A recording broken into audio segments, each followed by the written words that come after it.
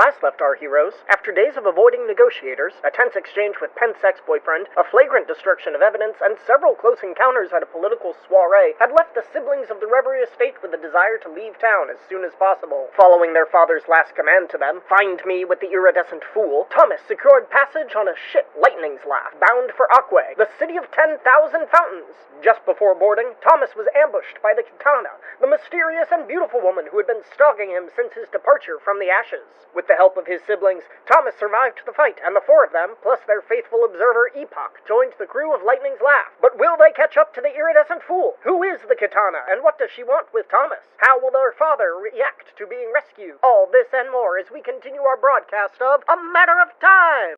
Hello, everybody, and welcome to tonight's episode of A Matter of Time, where myself, Brylan Checkfernell, your storyteller, and my very close friends tell you the stories of what is going on in Center Ring, battling the male loneliness epidemic. So, sorry. Caught me by surprise. Without further ado, as the five of you have arrived on the deck of Lightning's Laugh, and the deck is abustle with all sorts of preparations for setting off into the sky as the sun is rising, the clouds, this beautiful cotton candy sunrise over Phar'Roth, the smoke and smog of various factories adding to the clouds in the air. You feel the ground fall away from the ship as you lift off into the air, setting out, seagoing, towards the city of Betamon. As Phar'Roth disappears behind you, a loud whistle calls out over the deck. You know the one. As the first mate, Keaton Hammerfoot, calls, "Roll call!" Dead Tom. I know. Really dead Tom. As the five of you line up, Thomas, you alright? Stumbling a little bit? Swallowing it. Swallowing it, okay. Five of you line up. For all of the sailors who are not currently holding on to a rope, currently at the helm, line up along the deck, facing... You alright? Yeah. I just thought of Dead Tom again. Facing the helm, where you see the first mate, Hammerfoot. Next to him, at the helm, a young halfling fellow with like a bright reddish-brown curly hair, holding on, and emerging from the captain's quarters, you see a very tall, half-Murish person. Cool. Somewhere between a mer person and a human. They're tall and lean with powerful arms bulging, barely contained by this black leather coat. Their skin is an aquatic, like soft, grayish blue color with dappling lines of pale white that resembles scars or sunlight on the ocean floor. Their hair shaved on both sides, but the top pulls back into a long braid that goes down their back. Their teeth sharp and pointed, their eyes a deep black. As they enter, Hammerfoot calls out, "Captain on the deck!" And everyone stands at attention. Ski is looking at Thomas for what to do. What's the military pose for attention? Like I figure out the military one. So for nice. you, Penth, you would go hands clasped behind the back, chest out, chin proud, and it is not uncommon when holding or having a weapon on your person to hold the weapon with a like blade down. So if you were to be holding your scythe, you would be holding your scythe with like the point or the curve of the scythe towards Inside. feet. Yeah. And inside, yeah. I think I'll do that. That's like that's a thing, and then whatever. Yeah, cool. Ooh. Can I make up the sailor's like stance? Sure, yeah. So most military branches are like feet together, like standing upright, and that's not feasible on like a ship or a sky vessel because it's always moving. Yeah. So it's always like if you're basing a too high, it's like it's like your right like foot. the T-pose? Yeah, your right foot is always like prominent in front, and the back foot is stable, and you're just like one arm in front, one arm behind. Hell yeah. Yeah. The captain looks over the deck. Curls! And the helmsman. Lore! A tall elven woman on the deck. Aye! Shock! You see a young human male on the opposite end, really towards the stern of the ship, with this very dark black hair that sticks out like he's been shocked by lightning. Aye! Doc! A gnome. Aye! Ice Claw! Aye! Damn. Who's fuck? What does Ice Claw look like? Hold on. Is it the son of White Claw? Ooh, Ice Claw. Man, I was real close to naming him White Claw. And then I was like, Wait a minute. Is it just a blue dragon? We're just supposed to be like, okay, that's fine. No, you, Ice Claw, you'd see a tall man. Just gonna make Alex drool. Don't make it an orange. You see a tall man. Don't make me a race chaser. Like I can like other things. You see a tall, relatively human-looking man with a lot more hair, and all of it is white and very thick. He's got this like big, thick white beard, long white hair, and just like rippling muscles. Not quite as tall as Penth, but very tall. Who is? And where most everyone on the deck wears pretty thick clothing, like furs and leathers, this man is bare-chested. Ooh, corsets. Quite literally bare-chested. Nice. The captain calls out a few more names, calls out for Cheeks. Cheeks, spread 'em! Sorry. Calls out for Twiggy and Gramps. Gramps. See you. What It's was... just like, it's just the old puppet from it's just the old goat puppet from fucking Treasure Island. What was the first one's name? Curls? Curls was the Nope. Curls. Nope, That after was the Curls. helmsman. Lore. Lore. Lore. And then Cool. Chuck, who is a human. Shock. Shock. Shock. Get electrocuted. And then Doc, Ice Claw, Cheeks. What was the other one? And then Gramps. Iggy, Gramps. And Twiggy. Wiggy.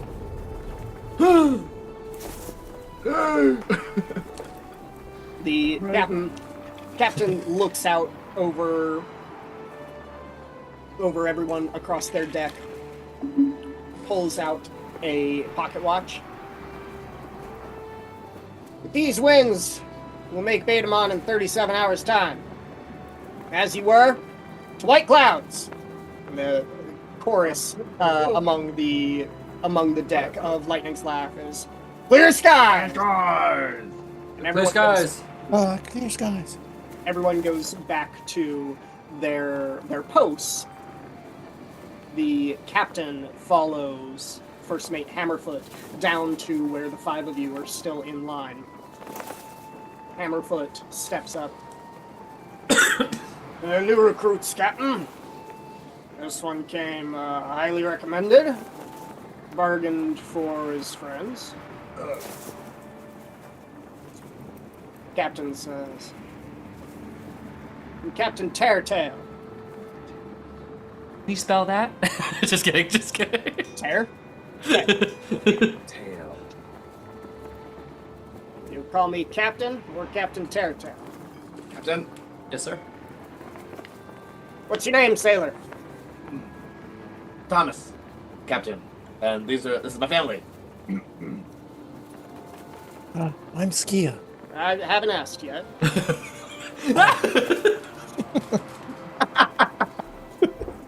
Of all of us, like Skia in a social situation, get shut down, poor thing. You're just fucked up an autistic person, I'm just letting you know. Thomas, you sailed. Aye. The rest of your family, they sailed? Here and there, but not at length. Make a deception check for me. With disadvantage.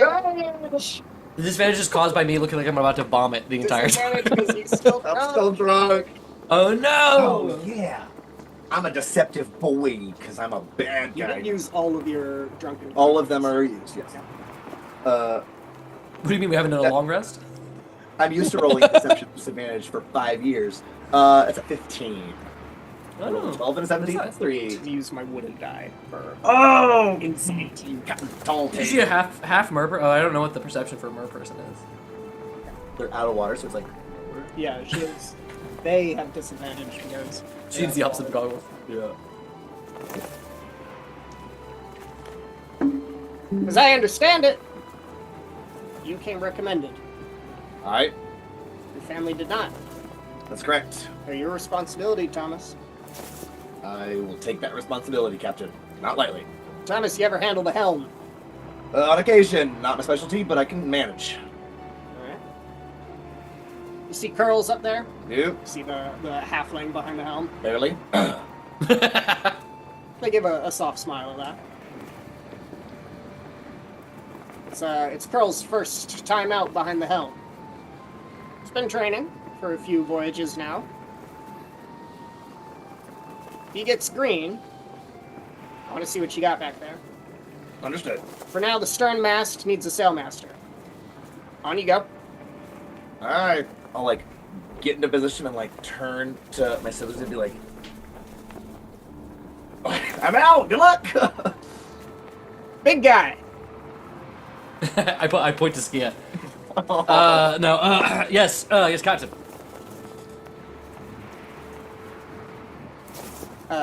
The captain looks down at Hammerfoot, who smiles. Yeah, this be the one that Thomas said was worth. I think it was 14 of our men. Was what he landed on. Is there a way nearby that I can show how strong I am? Ooh, yeah. The deck still has a good amount of cargo on it, large crates and barrels that have yet to be sent below. Love it. So cool. I'm little giant, so I'm proficient in the athletic skills. So you count as one size larger when determining my carrying capacity. Hell yeah. So technically, I would like to carry quite literally a pallet of things, and then ask Captain where they need it. Fantastic. Go ahead, and make a athletics check. Love that. That's cool. That is a 25. Hell yeah. 18 plus 7. Yes. The captain cannot, and honestly does not, attempt to hide how impressed they are. They say, take that below, and then follow Ice Claw. Do as he says. Don't stand too close. I can't touch my face, but my brain literally goes, why? And I just keep... Is he stinky? Okay, yes, Captain, and then I just like start going exactly where I need to go with the thing that I need to carry. Fantastic. Now they approach Skia, next in line. What are your skills, sailor? I'm a nurse. I work as a nurse at the hospital. We already got a doc. Medical. Already got a doc, don't need a nurse. What about maps and engines? I know my way around some engines. Yeah, I had to study mechanics at university. Shot! Show her the pipes. Hey. Whoa. Please. The young human with the big, like, poofy black hair comes up to you. Kid's probably 17 years old or so. Comes up and, yeah, come on this way. We're gonna head below. Okay. Ski is very glad to not be talking to the captain anymore. Truly, like, you made a fixed point in Skia's life in that moment. Skia. Steps up to Aspen, says, pretty boy, if I handed you a line, we'd have a kite.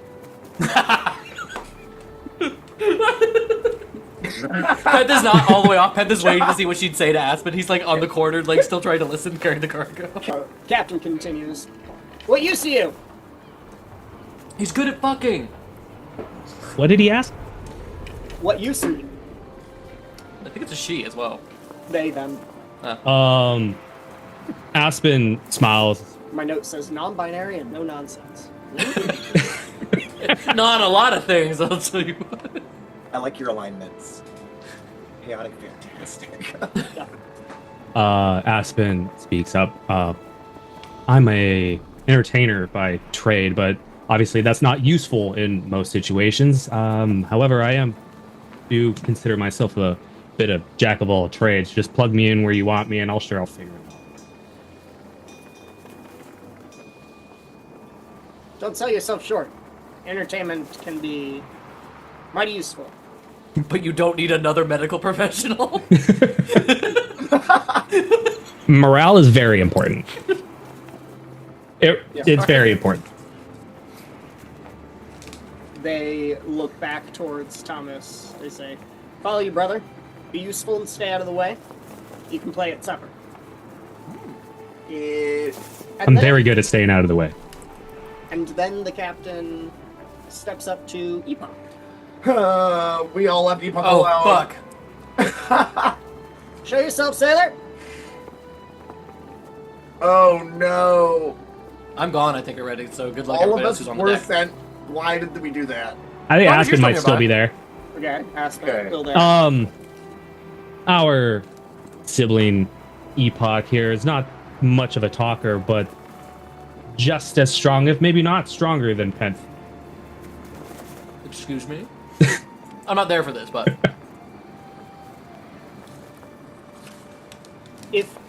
With the mighty ticking that Epoch reverberates from within his frame cannot be heard over the wind in your ears and all of the bustling around the deck. The captain looks for a second, reaches up and takes the hat off of Epoch. The dwarf first mate takes a step back. You can hear the thunk on the deck. Captain just sort of pulls open the coat of Epoch just to look at the clockwork. Busted. Sibling is more of an honorary title. Honorary sibling. Epoch looks at you for just a second, asking. Oh. Belongs. Sure, Aspen's compatible, but I'm not. Captain says, "Dawn to dusk, I ain't seen nothing like it. Does it tell time?" Ah, cool. Epoch says, Affirmative. You You want to tell- what time it is. "Alright. What about equations?" Epoch says, Affirmative. "Alright, Laura can have it." As you were! No nonsense. And non-binary. Aspen taps Epoch, a pat on the robot arms. Off floor with you then. A tall elven woman, older, like wrinkles around her eyes and her mouth, steps up and gives him a look over. "All right, on this way." An old elf. Taylor. And there you are, each of you with your roles across the Lightning's Laugh. Let's see. Thomas, you are sailmaster of the stern mast, which is essentially you are just making sure that sail from that mast is where it needs to be. You're in charge of the rigging of one of three masts, essentially. Also keeping an eye on Curls, who is a little green behind the helm for the first time, but, once he's back there for an hour or two, sort of settles in a little bit. Are we close to each other? Because the main mast comes back and ties Yeah. where the helm is. Yeah, you're close enough. I didn't see it used before, so. Oh, okay. You're close enough back and forth that you can keep an eye on Curls. Cool. Yeah. Penth, following Iceclaw, who you would find pretty quickly, is bosun and engineer on Lightning's Laugh. Not a very talkative guy, and the closer you get to him, the more he growls. That's fine, because remember, Penth hates flying and is probably airsick right now, so Penth is trying his best to be I'll be helpful, but he is probably either vomiting every second he gets away from ice or like attempting to keep back. Cool. So I don't think he's feeling very sexy or talkative in this moment. So You actually, with Ice Claw, get to go below for a decent amount of time.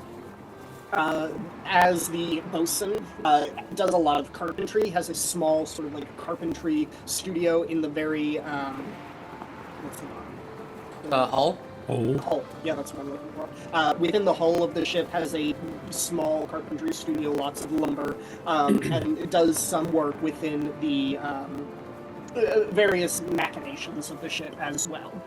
Skia, with you, you are taken by Shock, who takes you below to the engine room. Amongst the engines, there's also a series of maps, and like you are seeing like weather maps essentially, and patterns and records of all kinds of weather. Shock, would tell you he's a very talkative young man. First name is Raoul. He is the meteorologist aboard the Redding's Laugh, which is a very important position on a Skyvessel. And you are essentially asked to help assist Raoul however you can in really just going over his maps and his equations and weather patterns and trying to keep track of what sort of weather you can expect for each leg of your journey. And then Aspen, you are sent along with Thomas, and Thomas is essentially your commanding officer for this length of the journey. He likes to think so. So, as Try not to puke like Pan. and then Epoch is sent with Lore, who is the navigator. As each of you are given your various roles on the ship, for now, you are all separated apart from Thomas and Aspen. So if there's anything that you two would like to converse about, you can. And then each of you, if there's something that you would like to roleplay with one of the other crewmates in your vicinity, we can do so now. We can also fast forward a little bit We to can all interact. when we all come together sort of at like the end of the shift, when you guys have reached your maximum altitude, smooth sailing, we can kind of coast for a little bit. He is not saying anything. Yeah, Aspen Shock is- super talkative, and Skia can just be like, As we're starting to make way here, we are departed. Yeah, We are in the air. yes. Aspen is glued to the railing, watching the city leave. Yeah.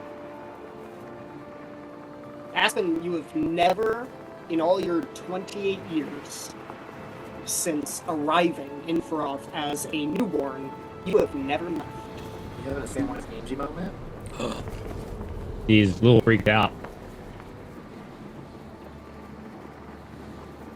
Hey, remember, it's like you're studying for like a new part in another story. Experience is good for people like you. No? You know, it's funny looking down at it. I've seen maps. I've lived those streets. I mean, I know every cobblestone and every street, every side alley on every building. And seeing it from here in its entirety, I guess you never really know how big it is. Now, it seems so small. And knowing it so well was almost like a security blanket.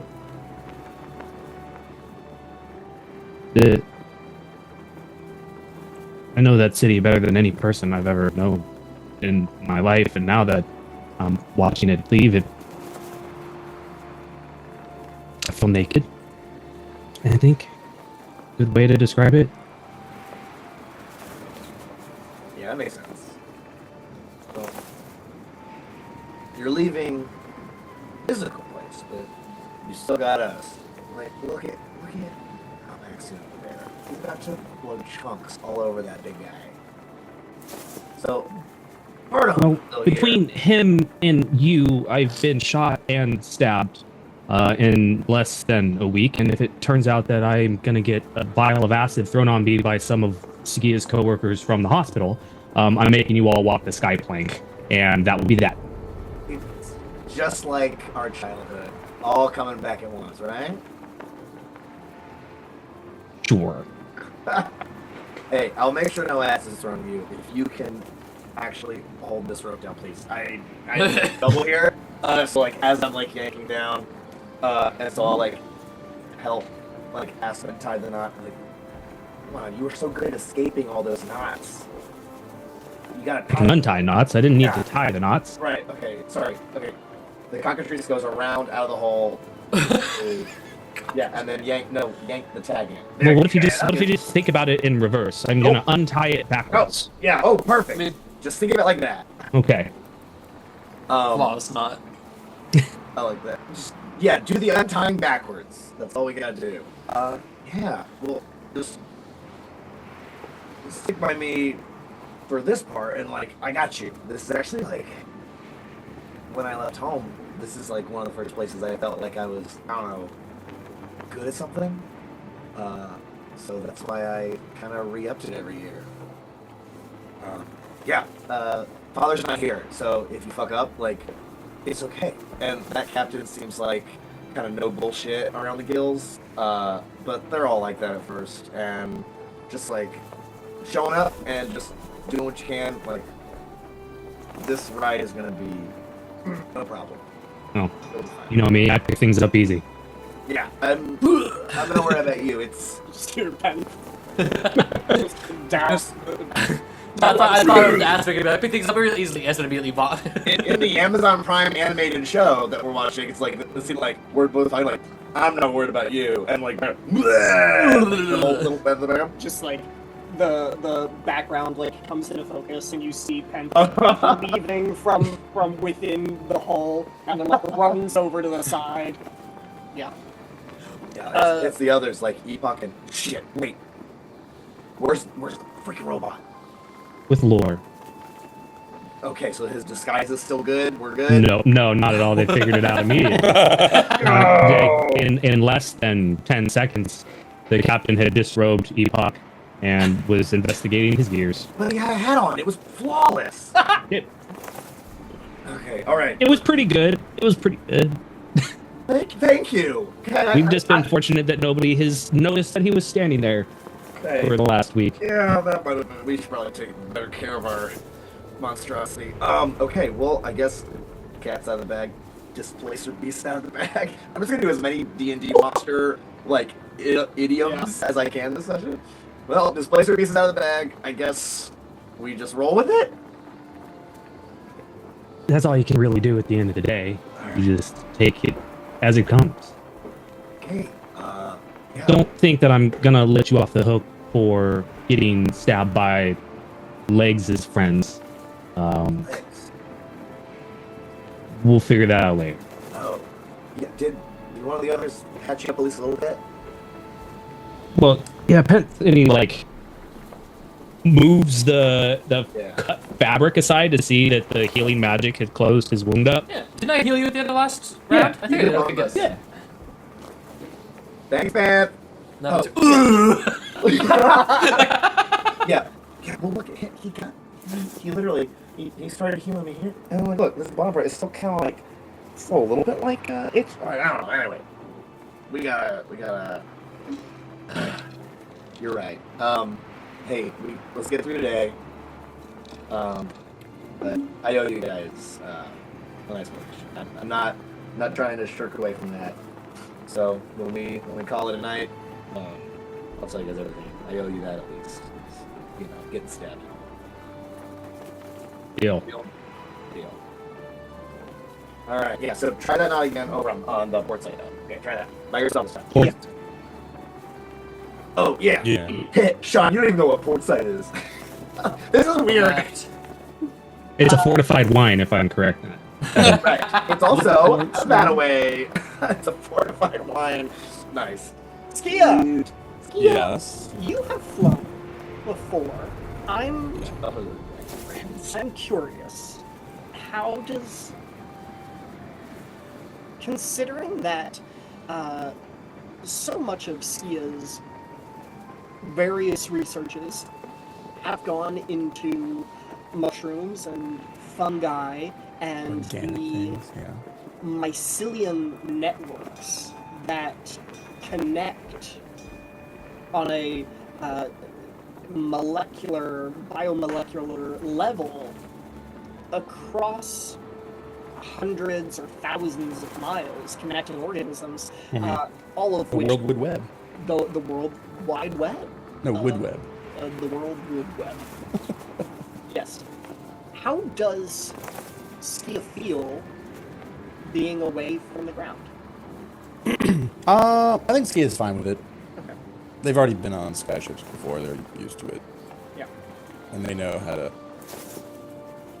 stave off motion sickness, unlike some people. Wait, you guys are fighting now?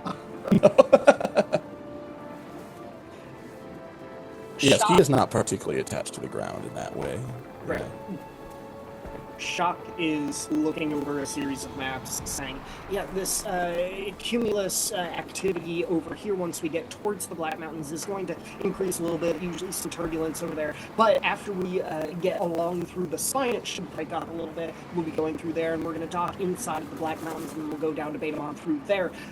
But all of this, there is that storm cell that's just a little ways off. We might want to keep an eye out as we are seagoing to our starboard side. But what do you think? Yeah. You point, and I'll shoot. No, I don't think we'll need to be shooting at anything. I mean, Betamon has had, some sky pirates near it, but I don't think we'll have any problems. We haven't the past couple of times that we've been through there.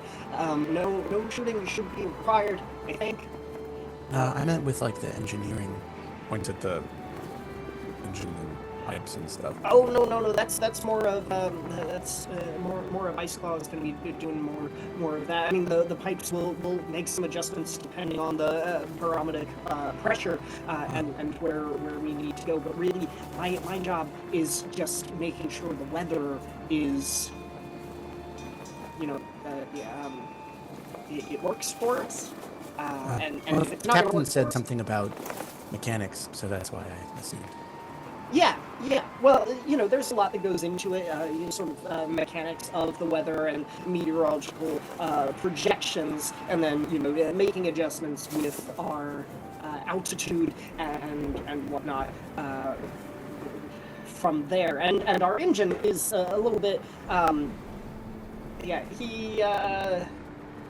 it makes some adjustments based on the weather. He can be a little bit persnickety depending on what's going on out there. So sometimes we have to be a little bit careful about what's going on and make some adjustments with the pipes and the valves and the pressure that's going in. It's an air-based engine, so we do what we can.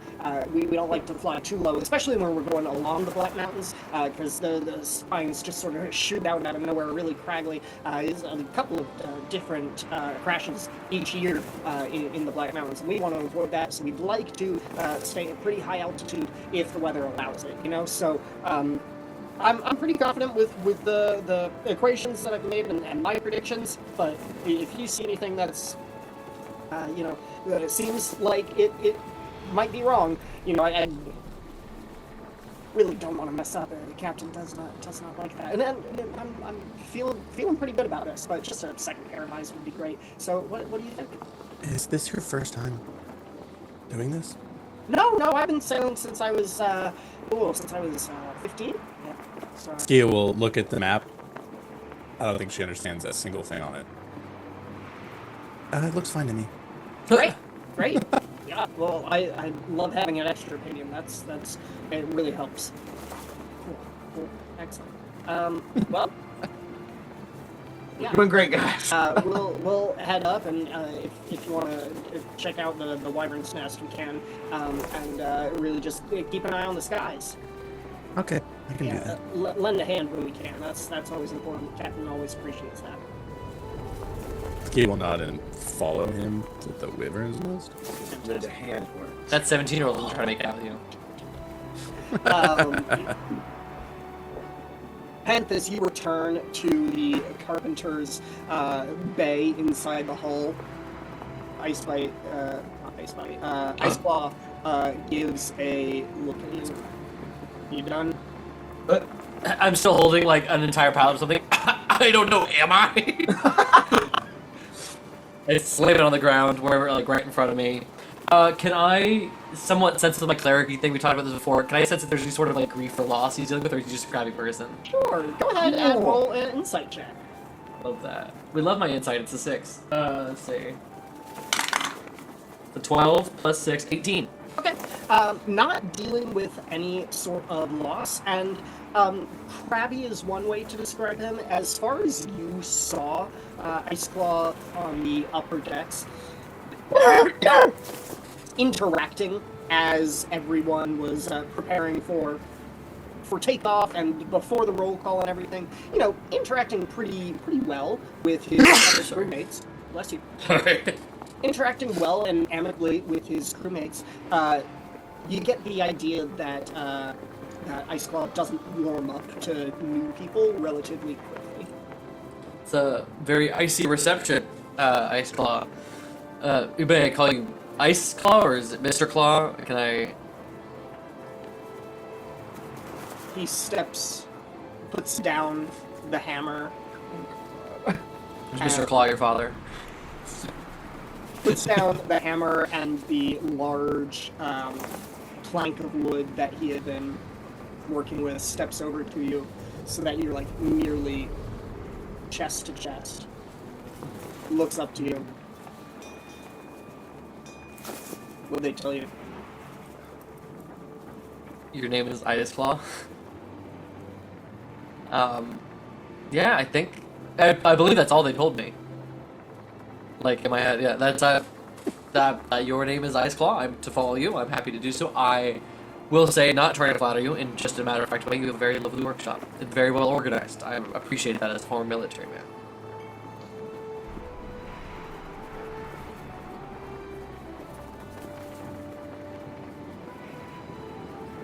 Turns around, goes back to his work, says, "Those beams there need to be taken to the second deck. Like, right now? Now." Is there anything in his workshop that he's broken or he can't fix himself that he needs fixed? Ooh. Go ahead and make a perception check. My passive's 14, but... 11 plus... I'm doing like all these perception for, so 15. Okay. You do see that there is a mast, a replacement mast that has been broken clean in two. Are they next to each other? Like, is it almost like facing each other, like, to fix it, if you could put, like, a joint on it or something? Yeah. It looks like a relatively, like, recent project with where it is amongst all of the other, and it is a well-organized workshop, and this, the two pieces of this mast placed on a nearby table. So I think I'll say, alright, as you wish, and I will slap my hands down on the mast, and I'll cast Mending. And as my hands meet together, I'll, like, put the pieces together. And I don't think he's looking. I think he's on his bench, like, he's not paying attention to me anymore. And then I will grab the beans and walk out to the second floor. And drop them off. I don't know if I have to come back after that or not. Do you? No. I'm a mysterious fairy of a man. I'm a 6'8" half Goliath man. I fix the mast, I grab the beams, and then I skedaddle up. And I think none of it was meant to be flirty. I think all of it was meant to just be exploratory, to, like, somebody who's very cold, to see how to, like, deal with that. Okay. The day continues as such, with each of you performing various tasks, labors, going about your business, interacting with multiple other crew members. It's a long day of hard work. As the sun begins to set dustward over the peaks of this spine of the Black Mountains that you are approaching, the crew does begin to wind down. Sort of, not quite ghost ship, but you've reached your maximum altitude and just coasting. Weather's been clear. There's not much to do other than maintain. So there's the ability for the crew to sort of wind down. The dock is also the ship's cook, who has prepared an evening meal, a stew of what seems to be like a ground pheasant with peppers and beans and like a hearty like sausage. Vegetables are in there as well. A very thick, like cream broth soup has been prepared, and it is very good. I eat only bread. For vomiting reasons. Yep, that makes sense. There is bread. There's Is it a maggoty? thick sort of. It is not maggoty bread. It's a very dark rye. Yeah. Thick and very like spongy rye with a hard crust on the outside, but warm and tasty. And as various cliques gather across the deck, not to say that there's any sort of hierarchy amongst them, and all of them seem friendly amongst each other, but some small groups. Just friends. Yeah. A number sitting one corner of the deck playing a familiar-looking card game. Others drinking. A barrel is brought up onto the deck. That is, everybody sort of seems to have their own cup or mug or horn or something that many of them just keep like tied on like a belt loop on their person. And as the barrel is brought up by Hammerfoot, everybody sort of like unties whatever cup it is or drinking horn that they have, undoes it and starts pouring from this barrel. And it's a quiet and cold up here in the high altitudes in early fall, but pleasant.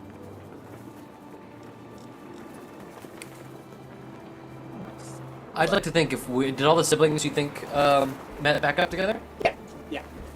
I would like to think that we're all admiring just like the sunset. Can you? He's got a notebook out and they're scratching down some strange looking symbols. Oh, strange little. Do you want to elaborate? No. No. Yeah, I do vomit over the edge, and then I look to the siblings. Yeah, up on the deck, right? Yeah. That's where And your drunkenness has faded into a hangover, and the hangover itself is sort of starting to fade. It's been a whole day. Yeah, I like to think. a whole day of hard work. Yeah. I like to think by one day's worth, like if the siblings are all gathering to eat, Thomas is the last one, and it's like, you know how like in James Cameron movies, there's always that eating scene, and all the guys are like too cool for school, and they're like kind of like walking through, like taking a bit. Like Thomas is doing that. Like he's already made friends with like 4 of the guys as he's going through. Like gives Curls like an extra piece of his bread. Like fist bumps another guy, kind of thing. All right. And then sees it and like rushes over. All right, how's everybody's first day? It's really easy. I just tell him it's right.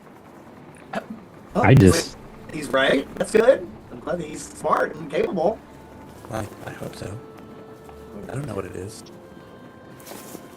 Okay. Do they know we make? Do they know we do magic? Pet does actually sit down and go, I did just do some magic secretly. I'm not sure if that's gonna end well at the end of this. Oh, sure. Well, and Thomas will like look around. I don't know everybody here. Most sky vessels kind of just operate. You do what you can. They don't like to get into things. But like I've also realized, the further away I got from the way we were raised, most people don't know how to react to magic. Oh, like burn it with pitchforks, or more like scream in terror? Confusion mostly. Okay, I can deal with confusion. This captain seems pretty level-headed, especially seeing Epoch. But I would say don't push it. Oh fuck, where's Epoch? Shit! Is he sitting with us? Epoch at this point, like coming up from below decks, no coat, no scarf, no hat, just like Epoch. Yes, eye patch. Maybe No? has like a little face like drawn. Okay. What did you do to him?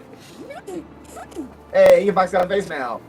Epoch like takes a bowl of the stew and like You don't. walks you don't. over to you. Oh. Don't tell Epoch what he can and can't do. You can sit down, Epoch. Thank you. Please join us. You're a sibling. What are you gonna do that to Epoch? No.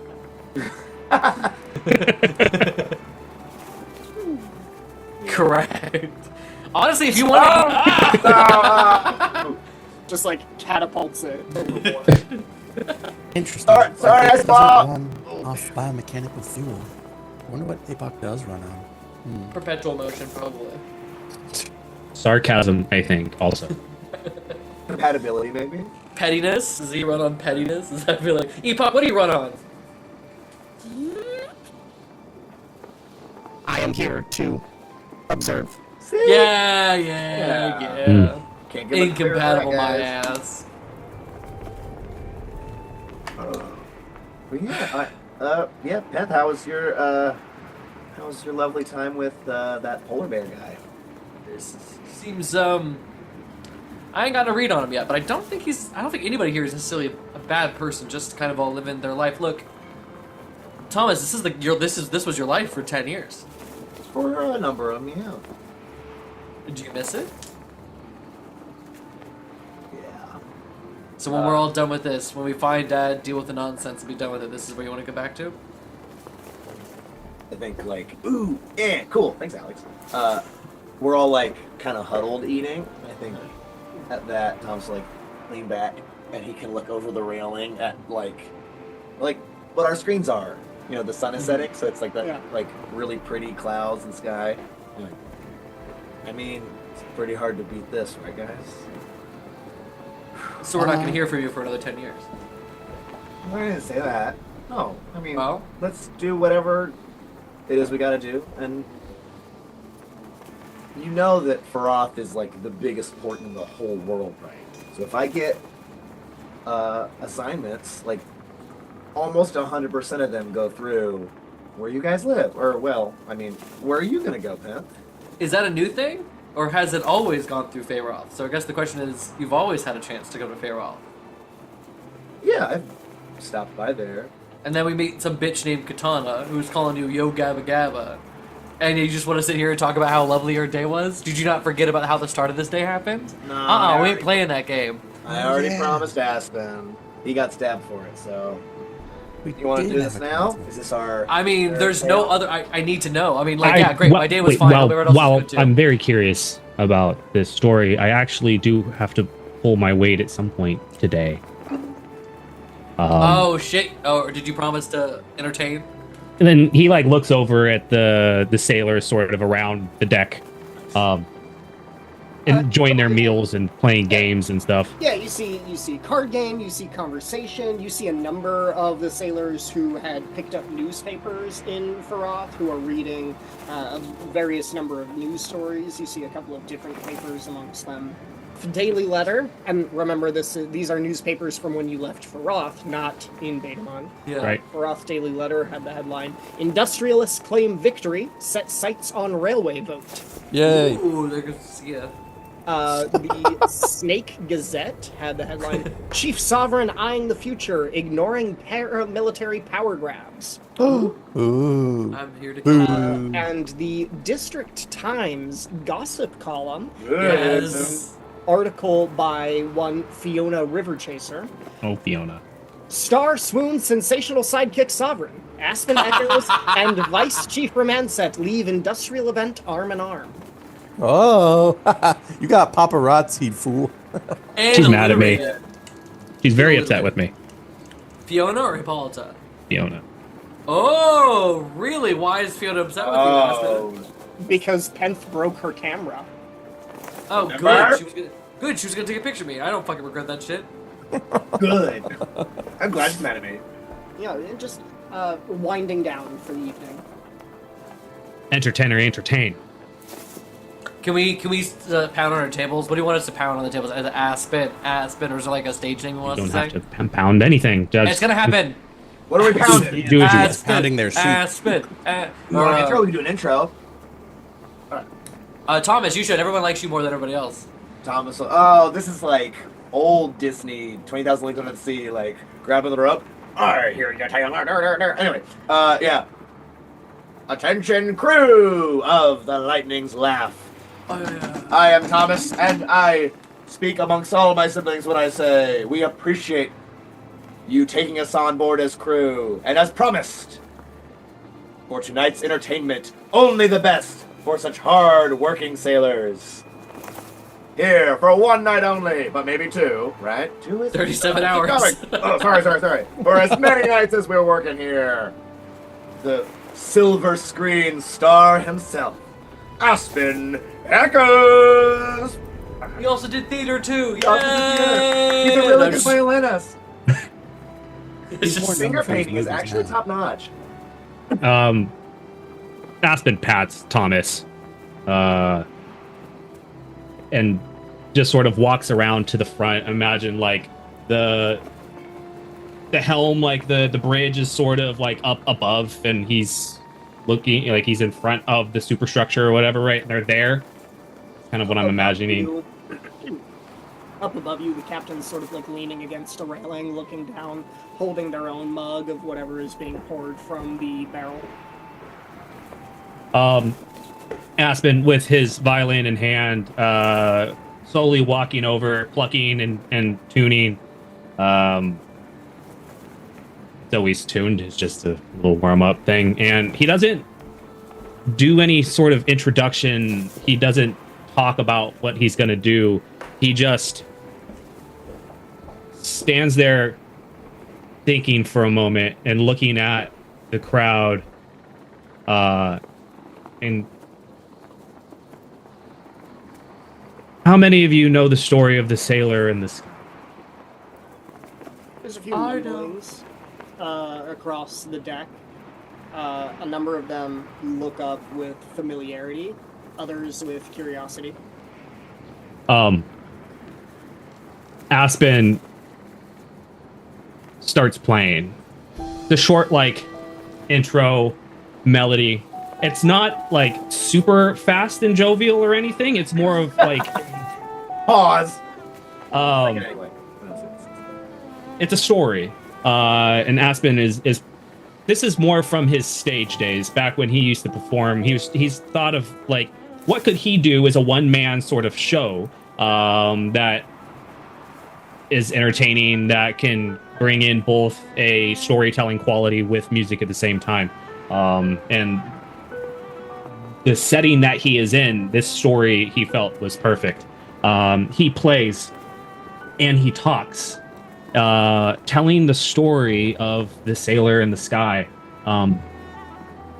Basically, this story follows a ship captain who falls in love with the clouds. Through the telling of this story, the clouds themselves are more of a physical manifestation of a woman and this captain, who have this very romantic relationship. But they can only be together while they are sailing together. And it's a sort of like beautiful story, but that sort of like doomed relationship where the clouds, Nimue, cannot leave the clouds, cannot leave the sky. And the ship captain can not stay in the sky forever. So is this sort of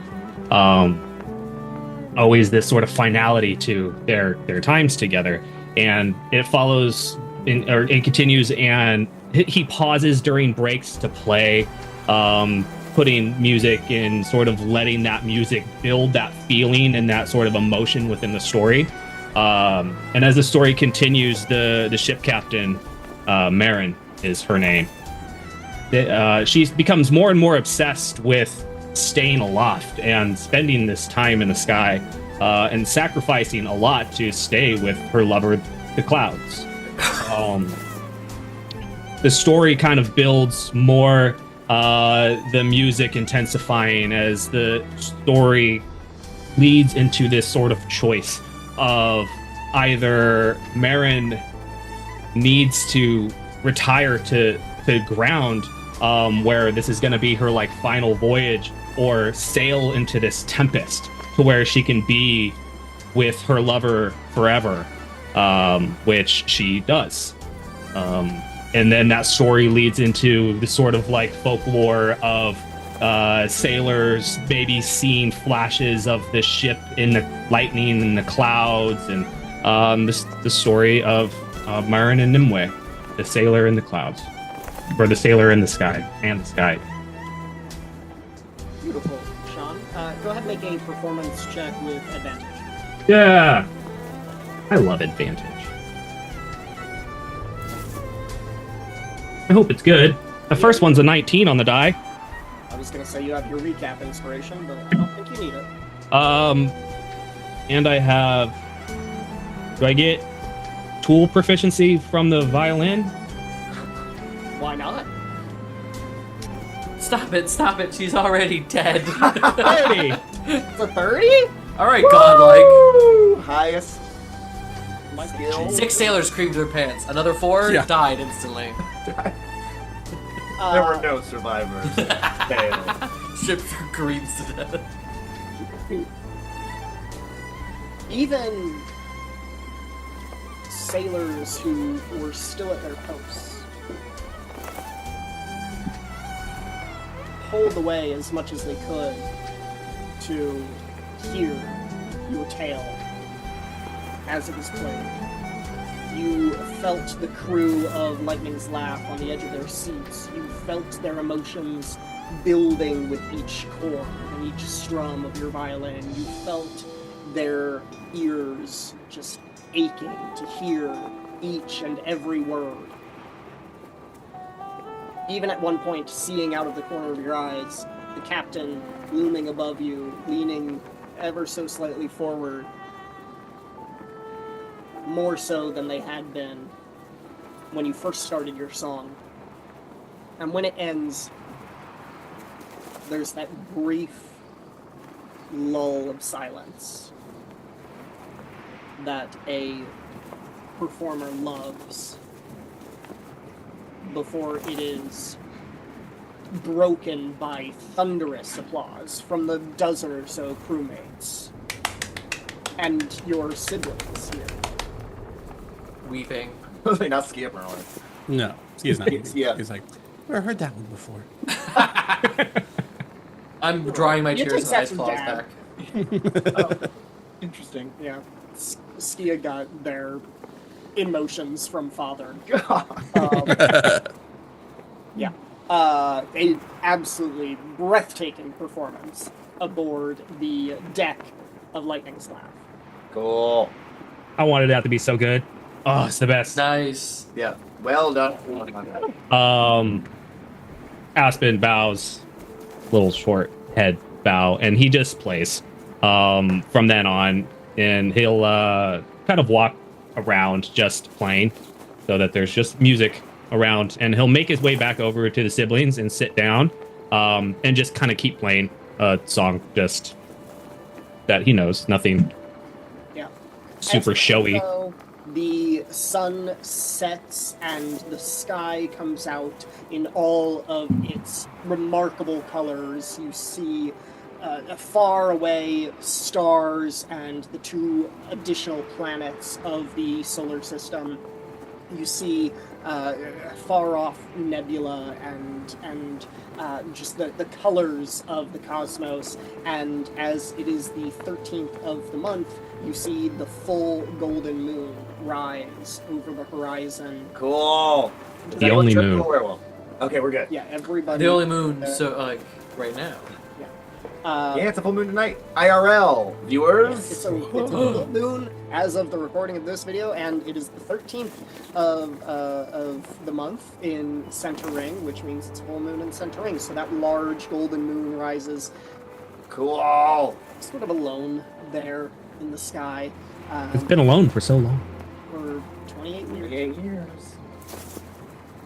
And Thomas, as that full moon comes out, and you're just looking out over the horizon, and you see the mountains in the distance, and you're on this ship, and you just remember what it was that you had said to your siblings, like, does it get any better than this? Like, you feel that strength of, like, where you are and who you are in this moment. This is my vibe. Yeah, being Yeah. sailing on a sky vessel, you always thrived and were valued in a way that you never were in the Reverie Estate.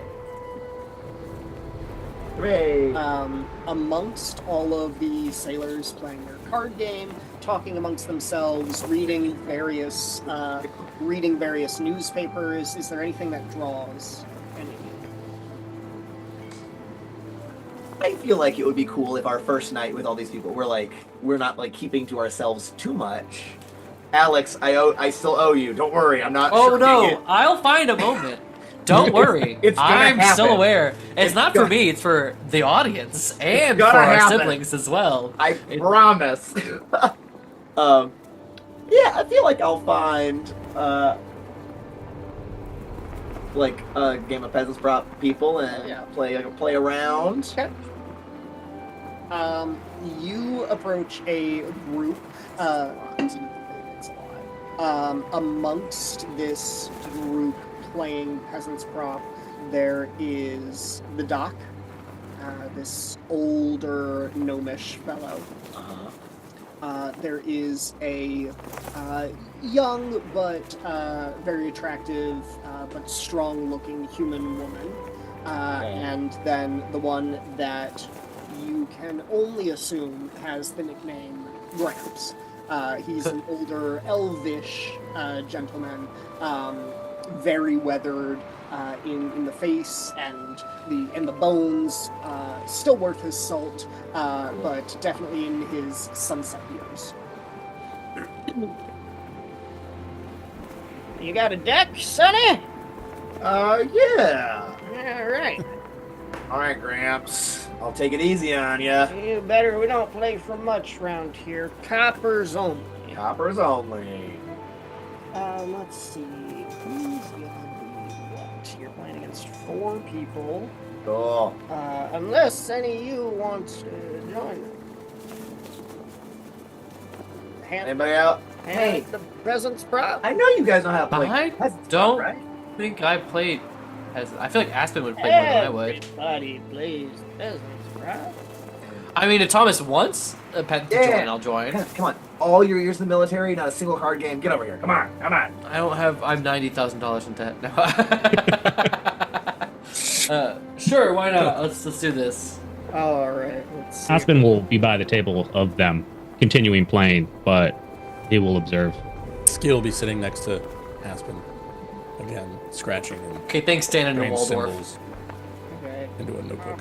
Don't you play an instrument? They're gonna be Gramps. Why, do you want to, Coppers, like, play together? I'm kind of busy right now. Do you guys know Green Doing names? what? is gonna be. I don't get a lot of time to practice these. Look, it's kind of, it's hard to explain. Well, you know magic, right? You know how some things, like magic, is in them, right? And we have to draw it out, sort of. Like the magic is in all of us. Yeah. But it's also in. Everyone. He says sarcastically. He said, except Thomas. Thank God.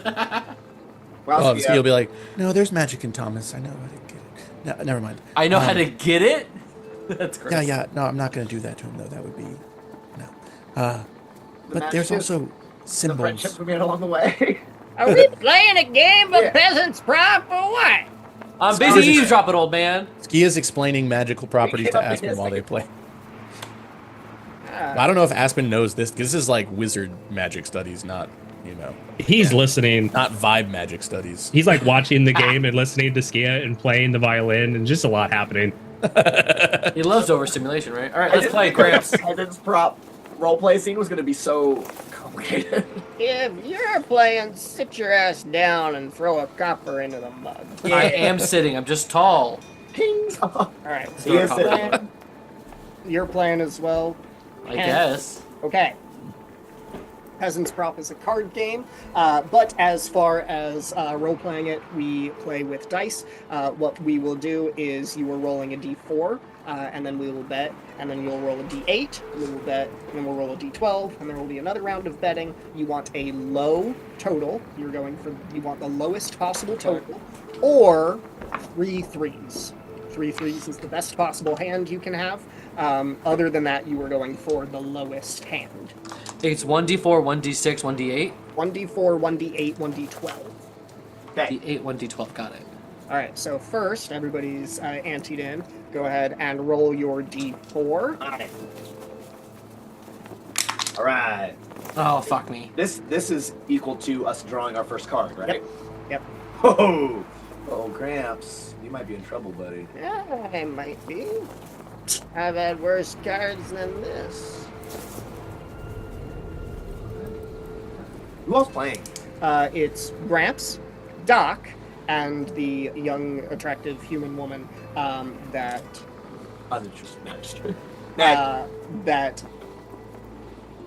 on the deck has the nickname Cheeks. Oh. She is just absolutely gobsmacked with freckles that almost like twinkle and shine a little bit. I look at Aspen and I go,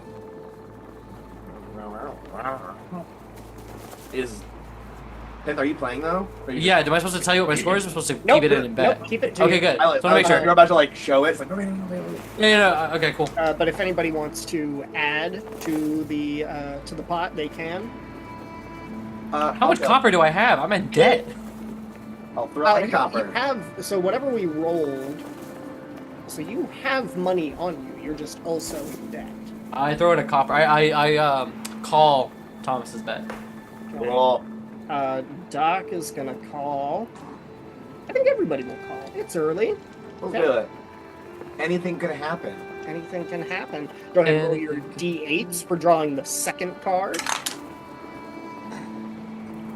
Before out and ready, so you have to know it, right? Yep. Thomas stresses. Can you fold in this? You can. Okay. I fold immediately after doing that. And folds.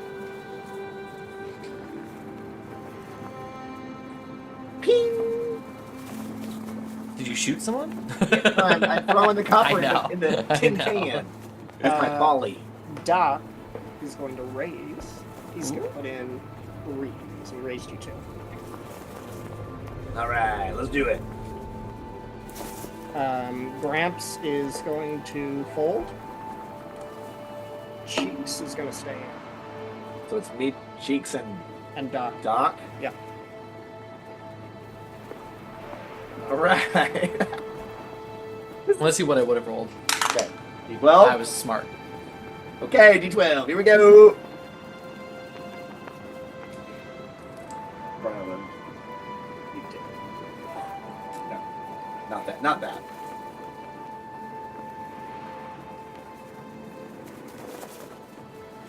Moment of truth, sailors. Oh, you can still bet one more round. Yeah, that's what I meant. Okay. moment of before truth or something. It's fine. What are we drinking right now? Okay. Thomas will throw it. He'll throw in a copper. He'll throw in 2 copper. Whoa.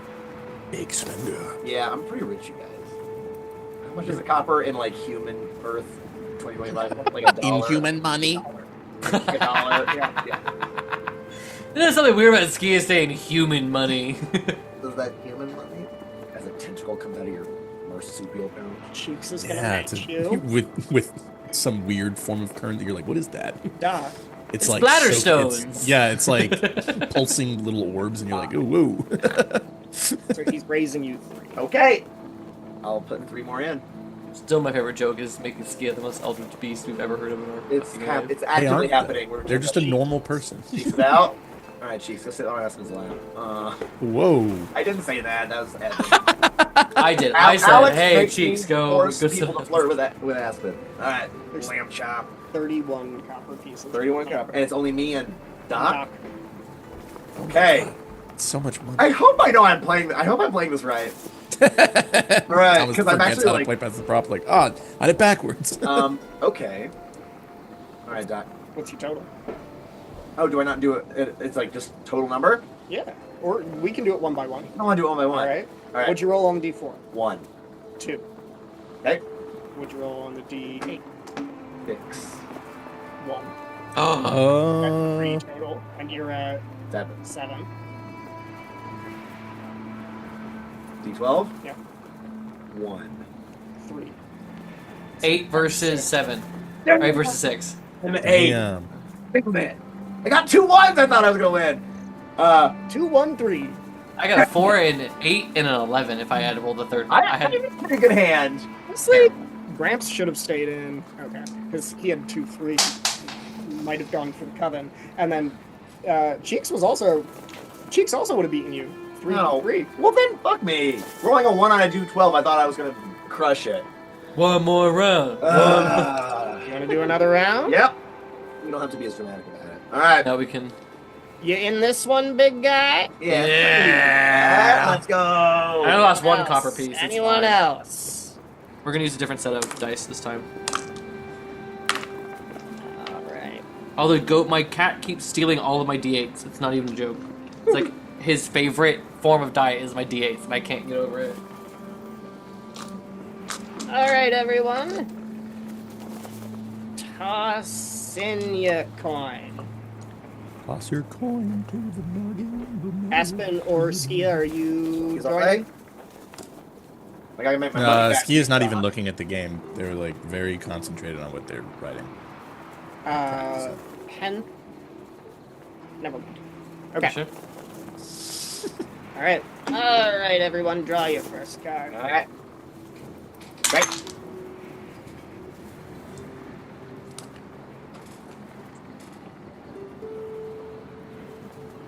How are we feeling this round, Doc? You ready?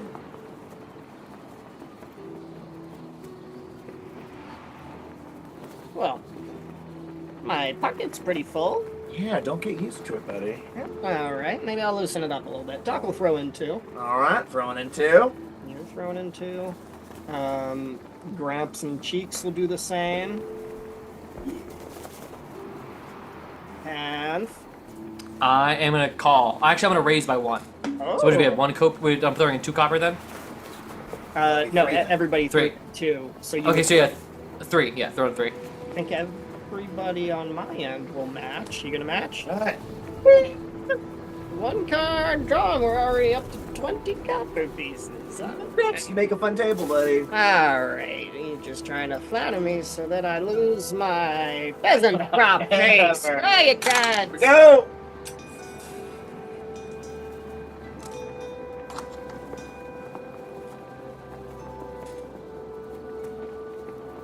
Oh, I hope. Oh, I want to do well.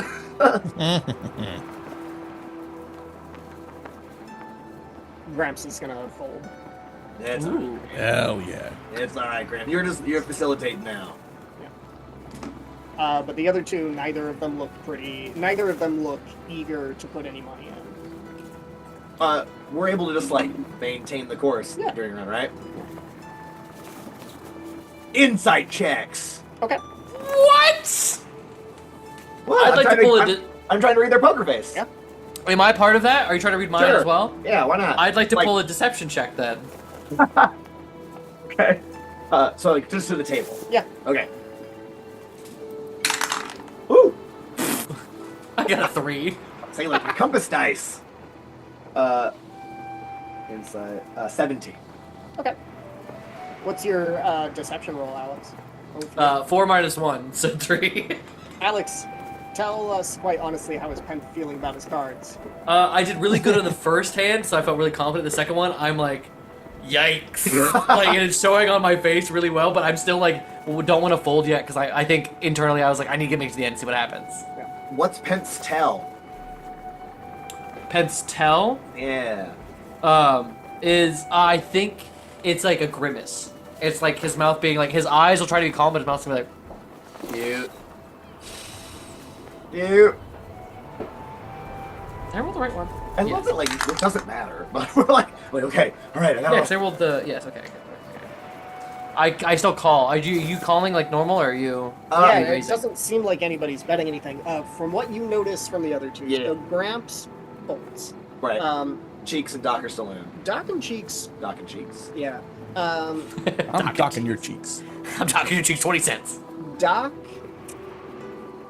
clearly not too happy Okay. with his cards. You notice, like, as he's holding the cards, like a little twitch of the fingers that you hadn't noticed in the first hand that you played.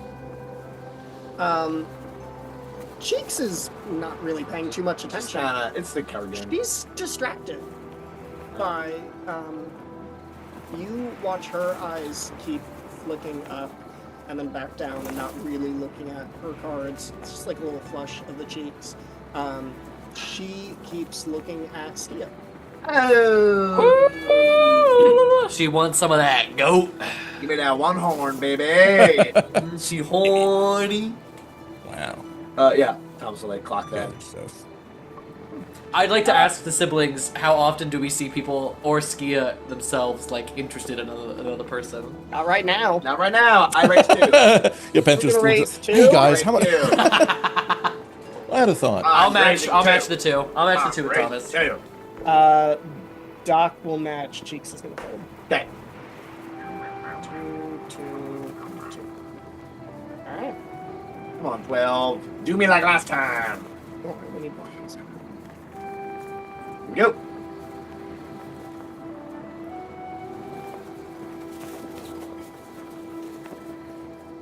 Okay. Alright. I'm not gonna raise it anymore. Neither is Doc. Neither is Penth. You're still in, right, Beth? I'm still in. So the pot's at 26, right? Alright. Papa needs a new pair of shoes. Let's see it. Yeah, Doc's hand is much, much worse than it was last time. He's got a total of 16. Yeah. I got a 3, a 6, and a 6, so I ended at 15. Thomas is at 9. Woo! Wait, is it 3, 3, and 3? 1, 4, 4. Nice. I was really happy with that 3, and then I got fucked last. Yeah. 3, 3 would be so cool. Alex, if you get 3s, that means you get the witches, right? Which is the Coven. The Coven. Witches are bad unless you have all Unless of you them. have them. Hooray! That's fun. So I made money. I think. I mean, you made 26, right? Or do I get some of that? You do not get some of that. Boom. The pot goes to the winner. Do I get some? Whatever winnings Pence I can gets throw you some goes to bucks if you Aspen. need. It's true. The 90 gold pieces is in debt to Aspen, so it's fair. Yeah, that's fun. I love that. That's a fun game. I enjoyed that. I enjoyed the betting rounds of that. Brylin made a deck. We played it once. I have a deck of Peasants Prop cards. It's short for Peasants Propaganda. It is Peasant Propaganda. Believe that is it is really? going to be on the Center Ring merch store. A peasant's has to propaganda be. deck. Got it. As the night continues and each of you becomes more comfortable amongst the deck, amongst the crew, starts intermingling more and more, you would learn that within that centralized barrel on the ship, really like put right up against the mainmast, is what the people of the crew of Lightning's Laugh, they call it their melting pot. Really what it is it's when they have liquor to share, they pour it into the barrel. It's a king's cup? Yeah, yeah. It's a big king's cup, and you would, if you were to open the top of the barrel, you would also see, like floating at the top of it, a large amount of like spices and herbs, a few like dried out berries that have been put in, and with the voraciousness that the crew is drinking it, tasting it a little bit. Honestly, not bad. It's just a big cocktail that really changes every port that they're in. Most people that go out to port, or go to see a friend or a lover at a bar, might come back and bring half a bottle along to pour into the barrel, and it stays in there, and the liquor, the alcohol of it, keeps it all fresh.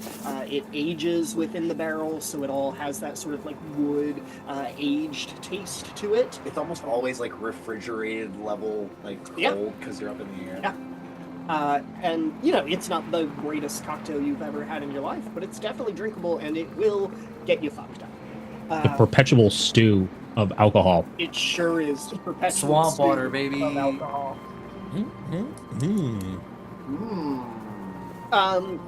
You might get to know a number of the crew people a little bit more. Does Ice Claw have a drink?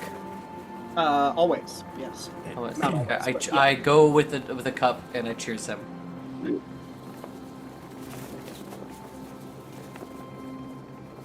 Growl all you want. I'm bigger than you. People around just go silent. Ice Claw. Oh no! We were doing so well. No, this is exactly what Pet wants. He's drunk. He's having a good time. This is either Fight Club or Fuck Club, and we're gonna see which one happens. A little bit of both. And you watch as Ice Claw grows taller and taller and broader as he shifts away from his human form. Halcyon! I'm gonna fuck Halcyon! What? Riley does another reference. And into Obviously, he's the best choice. I mean, Alex and I would agree. and into his Panzerbjorn. A Panzerbjorn! Before you is essentially like a 10, 11 foot tall polar bear just standing on its two legs. Aspen is side-eyeing this Panzerbjorn for reasons. Okay. I just, Hammerfoot steps up.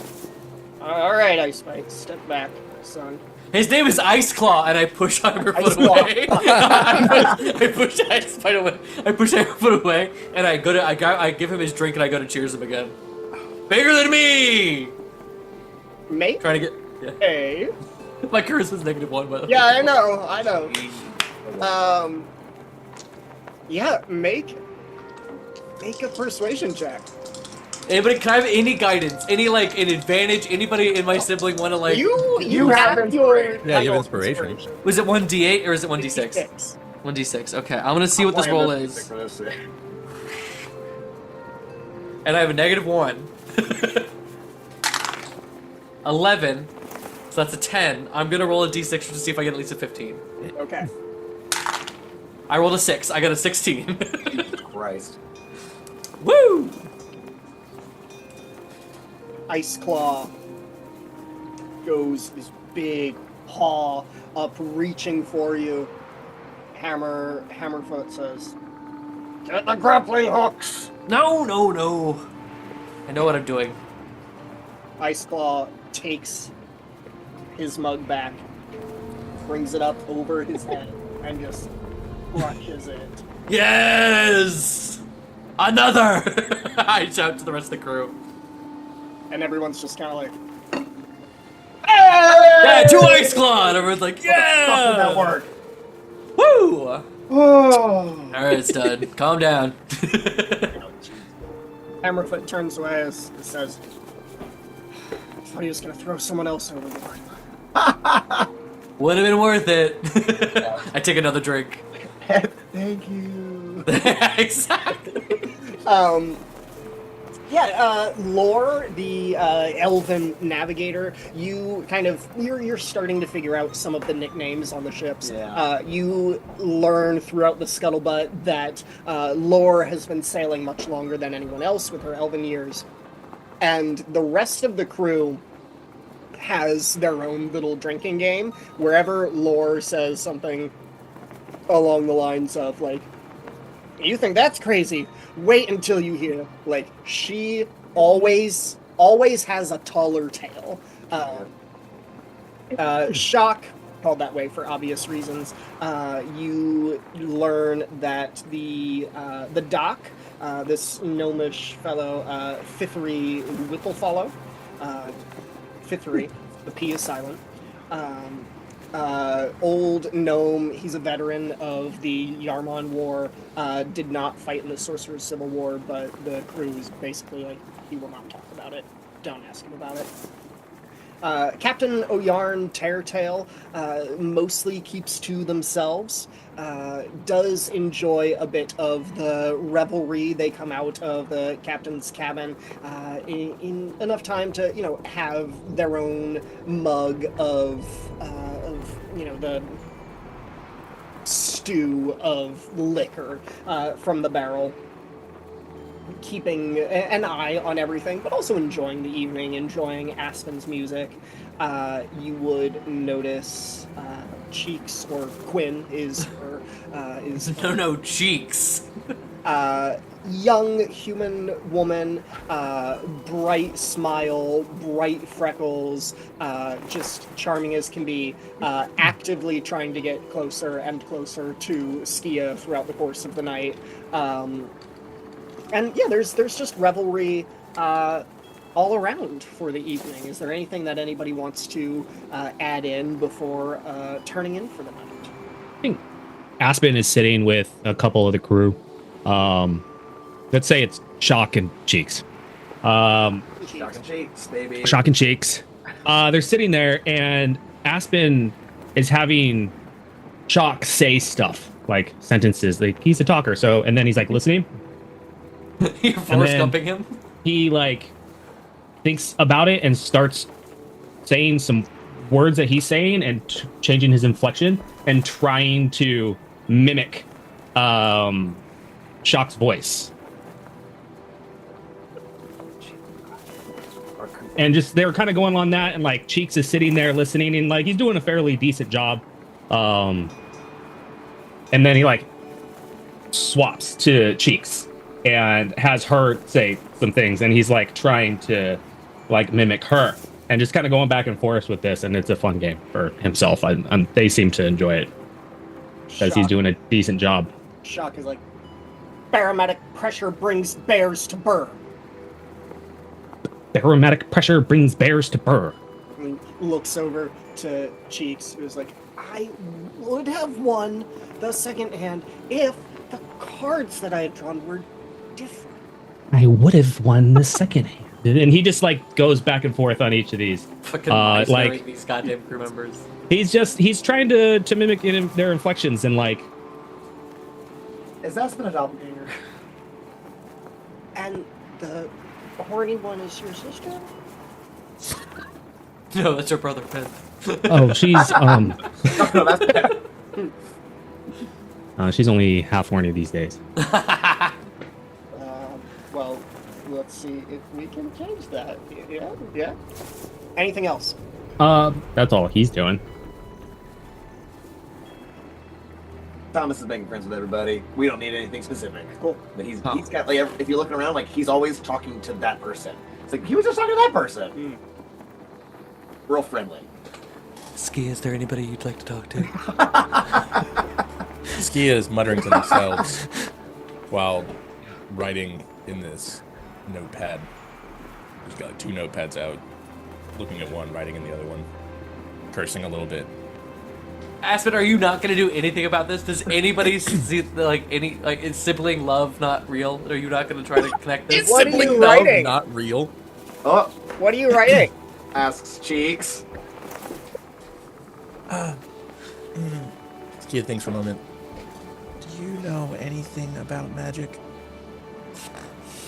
Jesus. She's drunk. She kind of looks out to the night sky. Yeah. I feel like I know a lot about magic right now. Oh, well, I'm simply trying to... there are these runic symbols, okay? So there's a way... everything has magic in it, but there are ways to draw magic from within things using certain symbols. and I've been studying and practicing these for a few years now. I haven't quite gotten the hang of it yet. I'm doing some experimenting right now, trying to make sure it, works. Oh. No, I'm just trying to make sure I have the lines and spacing correct, so that when I actually try it on my armor, I'll be able to draw magic through it. Do you read I'm a little Elvish? No, I don't know Elvish. Do you know Elvish? No, but I have an Elvish tattoo. And maybe you could study that. Is it magic? Could be. Because that is interesting. I do know of some former acquaintances who possessed magical tattoos. At least they said they were magical. And they did have a unnatural quality about them, so I think they were telling the truth. Where is it? Well, do you want to find out? Yes, that's why I'm asking. Oh, okay. Well, I'm not just gonna show you here on deck. Do you want to go to a cop? Yeah, it is getting kind of late, too. Oh, this is gonna end somehow. Come on down below. That's where the beds and stuff are. Yeah. That's not what she meant, but Yeah, yes. Dustin. Okay, yeah. I should probably take a break from this anyway. My eyes are starting to hurt. And Cheeks and Ski will go below. Who knows what happens then? I have a question. Yeah. What is it like sailing through the night sky in a unlight polluted, is there an engine sound? Like, is it like true sailing of just wind? There is a low hum of engine with the wind passing by. The five of us and our audience cannot begin to imagine the beauty and wonder and spectacle of a night sky of not only a world that exists largely without light pollution, but arguably with some magic in it as well. The sky is black, a pitch black that also yet has hues of pinks and greens and blues and purples within it. There are countless stars, all twinkling and shining. You can see, depending on the time of night and where in the world you are, you can see two distant planets. One closer to the sun, one further away. Centering is the center of the three orbits. Are they close enough they don't look just like a star? Like you can actually see a little bit of? You can see a little bit of a planet, not nearly as large as the moon, which, as large as the moon, as large as a gold piece held at arm's length, maybe a little bit larger. Cool. And as full as it is, it just shines this pale golden light across the surface of the world that you can see. Anybody looking down over Center Ring, you're passing, largely following the trail of the mighty snake. You can see the reflection of the golden moon in the water far below. As you are approaching this desert landscape that washes off of the Black Mountains, you see the light of the moon reflecting against the sands. And it's just serenity as far as the eye can see. It's no question why someone would make this their lifestyle.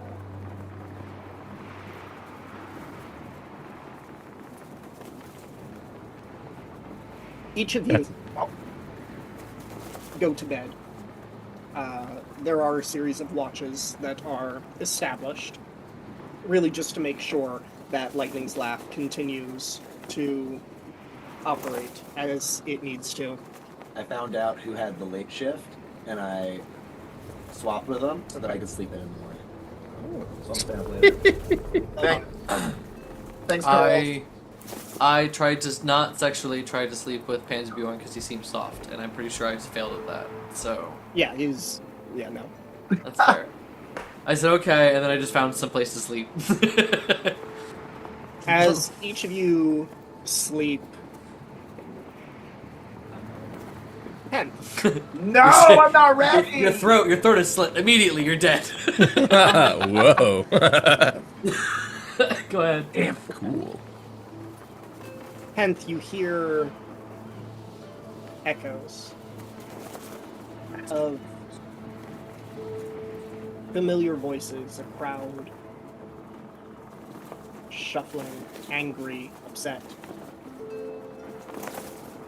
You feel the soft touch of a young woman.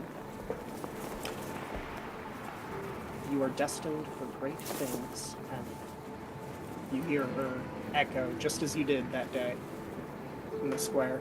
You see her in the red dress walking away from you through the crowd.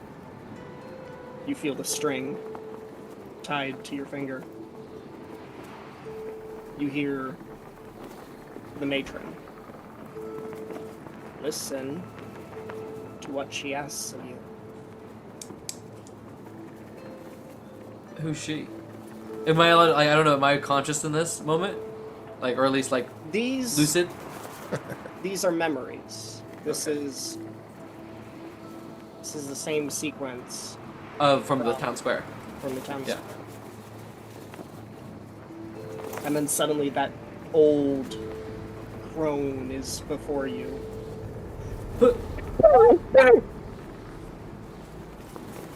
She looks you dead in the eye. She says, "And the death will be a glorious thing."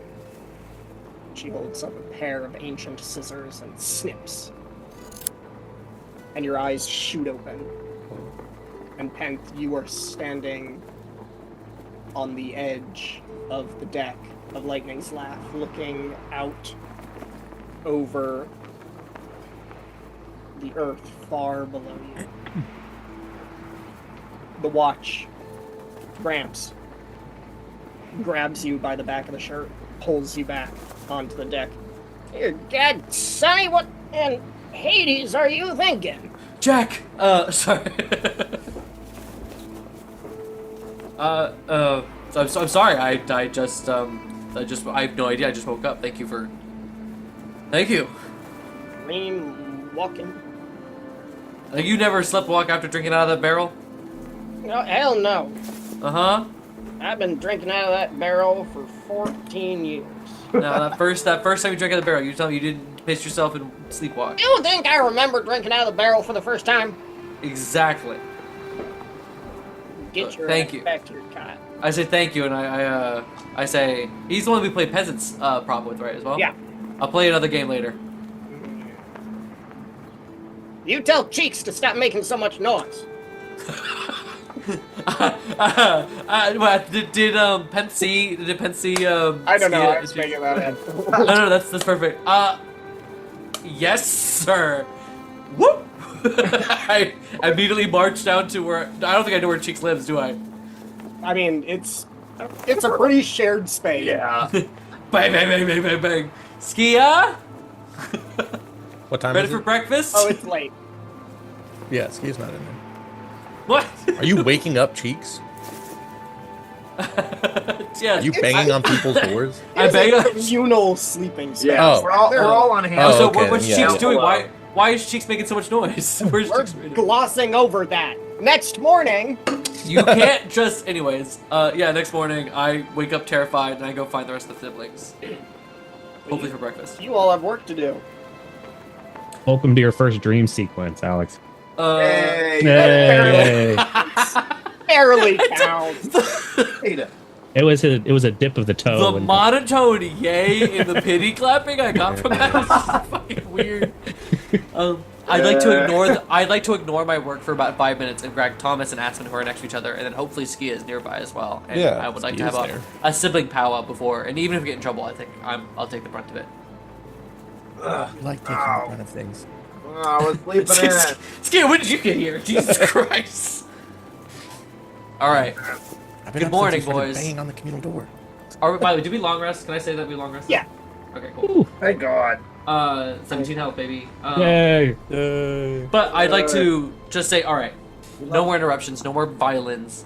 Thomas, the fuck is going on? Yanagiba, Katana, the hatchet, plaything. I'm sorry, 10 years of no information and then getting nearly murked by her and her friends isn't exact. Thank God Aspen fucked her up with suggestion. What time Thank- is it? I got hit with a box. Oh my God, I'm I'm about sorry to use I my didn't know spear you on were down Thomas. You're waking me up in the morning. I was pulling an all-nighter so I could sleep in the morning. Waking me up. Yeah, exactly. You don't deserve that, so I shake you awake at the same time as everybody else. I And like so we. siblings. I like smush your face, like push away, like stop! I'm awake. God, like Grapple check. oh, ooh, sorry. Oh no. Yeah, no, we need answer. I'm not gonna work another second on this ship till I know what the hell we're getting ourselves into if we get to Bainamon. Probably nothing at Okay, Bama. God, pets are huge. Okay. All right. Are we? Fine. I guess now's the time as any. Okay. Put the music on.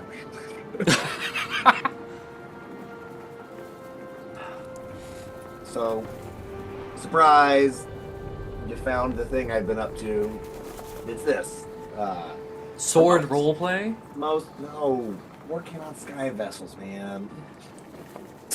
You left, had a role, you had a sense that you belonged in the military. Aspen found his calling. He's a freaking movie star. Skia, you still have the most stable job of all of us, I guess. Well, not anymore. I feel like I'm gonna run out of PTO and get fired. We'll write like a letter of apology or something. I'm sure you'll. Oh, a doctor's note? A doctor's note. Yes, you write a doctor's It note. doesn't work at the hospital. They're all the doctors. Oh, they're all doctors. I'm sure we could figure it out. What kind of Abbott and Costello bullshit are we dealing with right now? Sorry. Skia's like doesn't laugh when they say that either. Like, Yeah. they're serious. Very serious. So, I just kind of wandered, okay? Took a different job here and there, places that would take me. Worked for a circus for a while, that was kind of fun. And I headed out towards the Ashes. The last route I took, anchored there a couple times.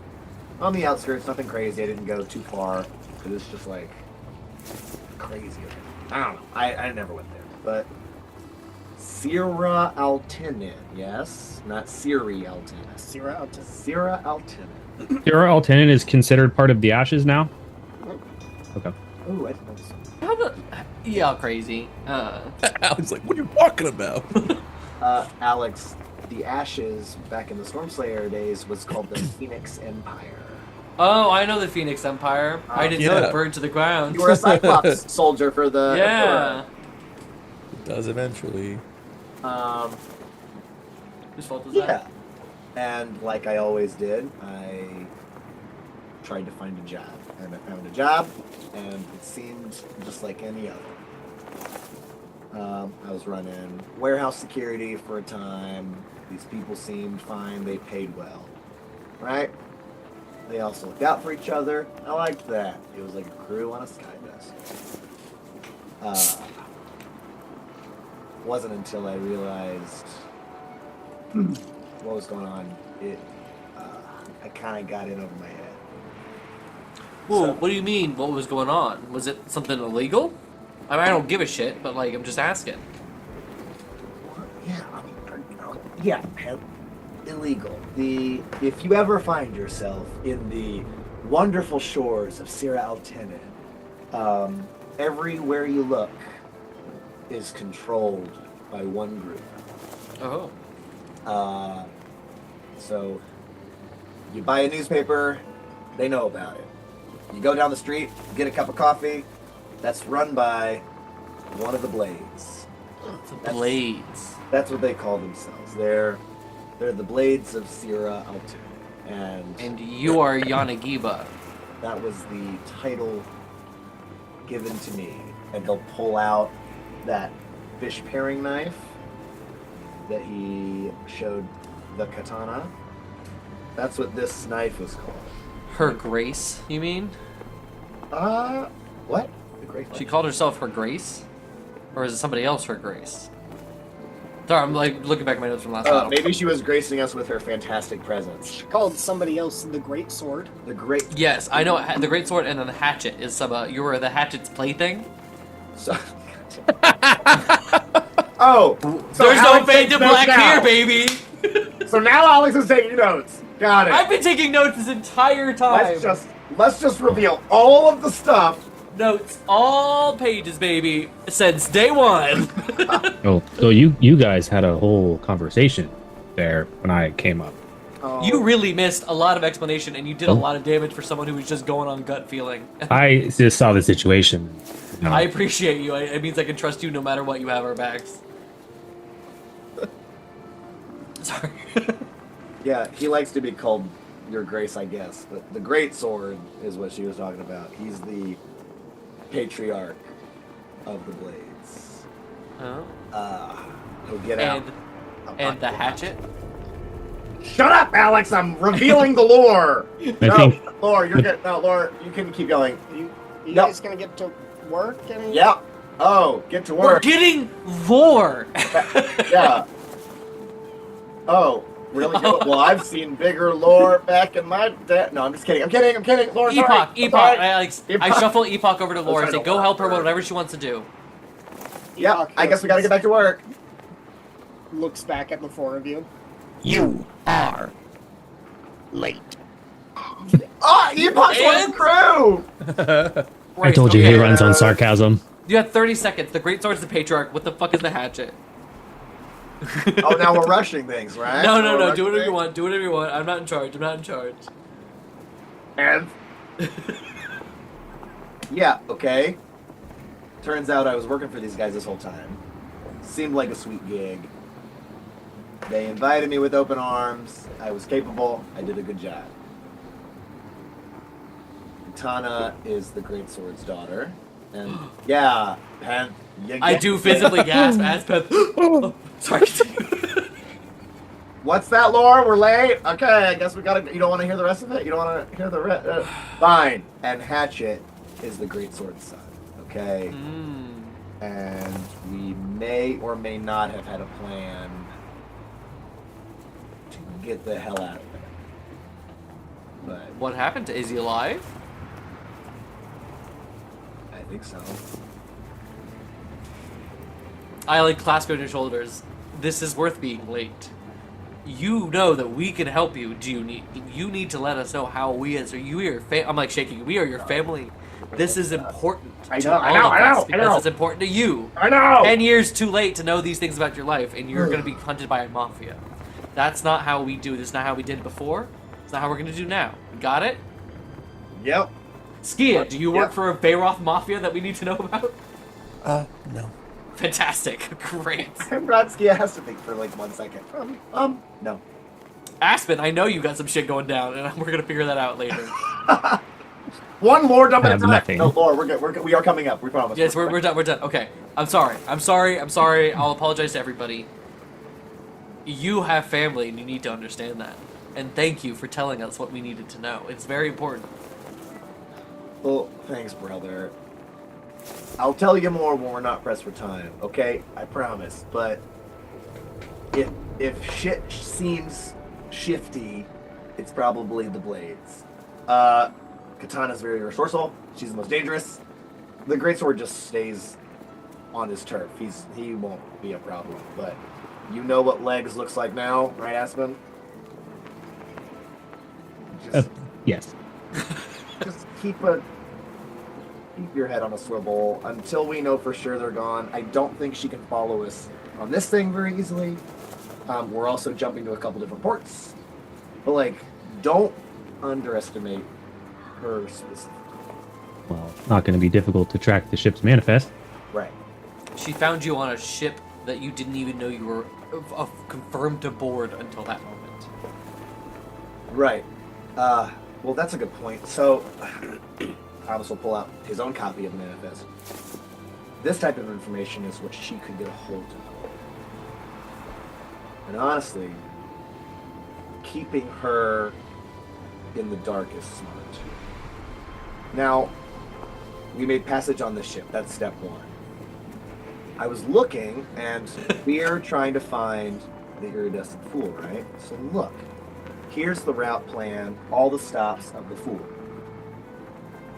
Aquay is not the goal, right? It's this boat, it's this one vessel. Mm-hmm. Because that's what sweet Daddy-O told us to do. If we need to find this ship, here's all the information. Do we want to stay the course? Do we want to try to hop around? What does the manifest look like for the iridescent fool? What do you want to know about the iridescent? Where's going after Aquay? Or when was it overlapping even before Aquay? So, its first stop was Betamon. It was 2 days ahead of you. So you don't know if it will still... It seems unlikely that it will still be docked at Betamon. From there, it was going to Skibari, Okay. and then to Aquay. So, but we're going to Leora. Yes. Leoria? Leora. Yeah. Leora. Instead, so that would be interesting if we could find a place that... Because the iridescent fool left just like a day before. 2. 2 days? 1 or 2 days So- before. Let me look at my calendar. Relatively. I think originally it was leaving that other morning, but then maybe it is 1 day because Aspen then we couldn't leave the same day because Aspen had to have that little dinner thing. Yeah. Anyways, I know we should probably go back to work and things like that. but, like, What type of... We're like...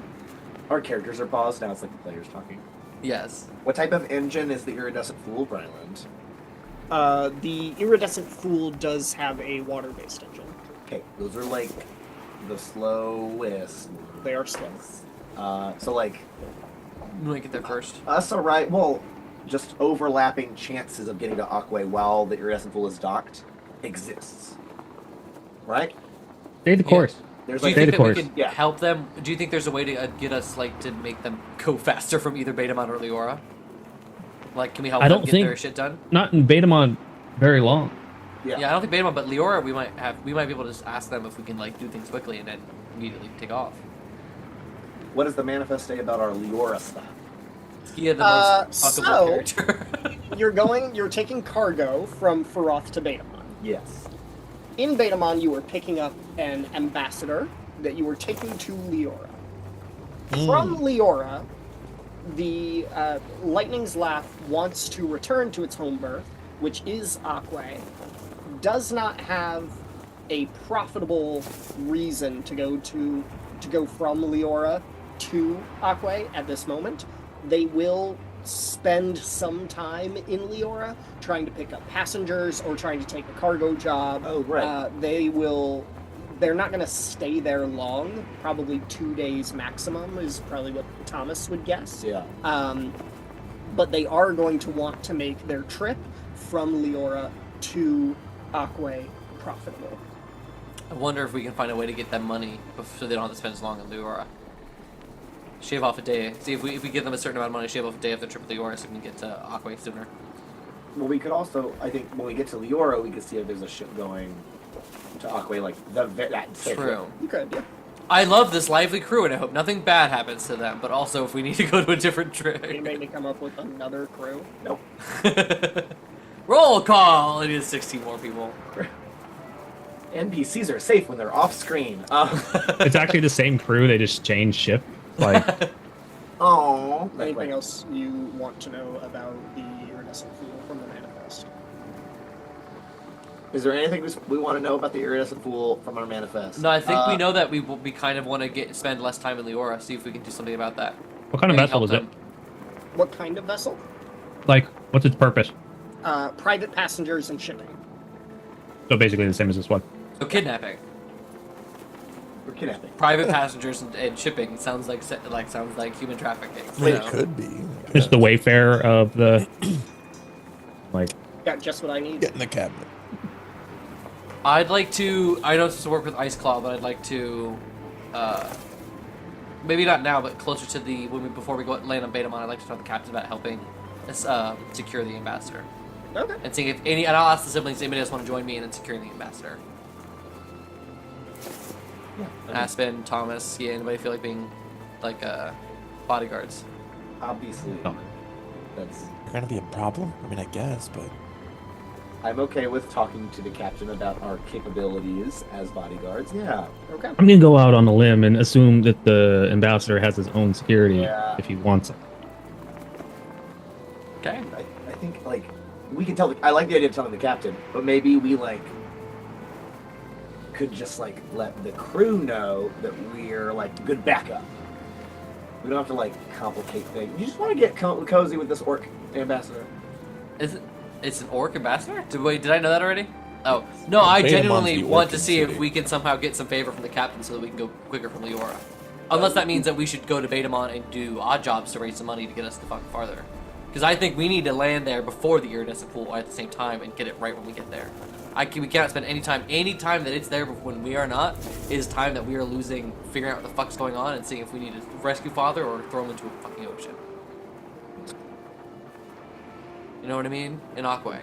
I know what you mean. why don't we just help the ship find work cargo passengers when we're in Leora? Well then, that's true. But I want to see if we can immediately shave down at least a day. But yeah, I mean, it doesn't hurt to grant favor. It's up to y'all. I'm gonna do what I need to. Do what needs to get done. Well, it's up to like. Does anybody else have any other ideas? Or are we just gonna walk around Betamon and see what's going on? Betamon is a quick stop, right? Yeah. Betamon is a quick stop. Okay. It's a pick up and go. I don't. We haven't seen each other in a while, but I don't know why you think that I've ever come up with a plan ever. No, secret. You seem very secretive, Aspen. I feel like there was one time in your life. Well, no, actually, no. I think in our past you've been somebody who's created plans for getting things, stealing things, from doing what we needed to do, like stealthy things. I think you've always been a stealthy. More in the moment than anything. I'm professional at winging it. We're missing something. I'm pretty sure you didn't wing fucking that bureaucrat. So, and I think Ben says that. Can this conversation be like a montage? We're all talking as we're like pulling ropes. Like, no, but what Yes. about? But, like, Penda's moving a barrel. I still think we should run security for that. Like, Yes. I think that's know. funny. That's a fun cinematic, like the montage. okay, wait. As Braylon feeds me beers, we Feed me. we can get to Betamon. We don't have a choice. We're going to Betamon. You do not have a choice, yeah. Let's We're go to in the air. Baymon. Let's We're sabotage already the like more than ship. halfway there. Oh, we're supposed Yeah. Cool. I think if we agreed, I'll go back to working with Ice Claw and seeing if I can still soften up the Pans of Bjorn, man. Are we arriving today? Yes. You will be arriving just before sundown. to 2 full days of travel. Well, Sundown. yeah. Yeah. You left Phar'Roth at sunrise. You are arriving at Betamon the next sunset. Hell yeah. And it really is like the ambassador is going to meet you like near the docks. You guys are going to refuel, and then you're heading to Leora. Like, it's not a quick. Like, the captain would be telling everybody ahead of time as you're coming in to Betamon, like, this is not Don't get off and get comfy. this is not a port town. Like, we're here for 2 hours maximum. Oh, okay. I thought it was 12 hours for some reason. The 4 of you go about your day on the ship. Another day of hard labor. Epoch is just one of the crew. Is he at this pirate? Good for him. Like, at this point, so many of them, like, all of the crew are kind of like playing with nicknames for each of you. Aspen, obviously, pretty boy. Obviously. Yeah, of course. Hold on, I write these down. Not very creative, but Thomas, Uh-oh. the ringmaster. Oh, that's cute. What? I announced him. His That's right. Aspen.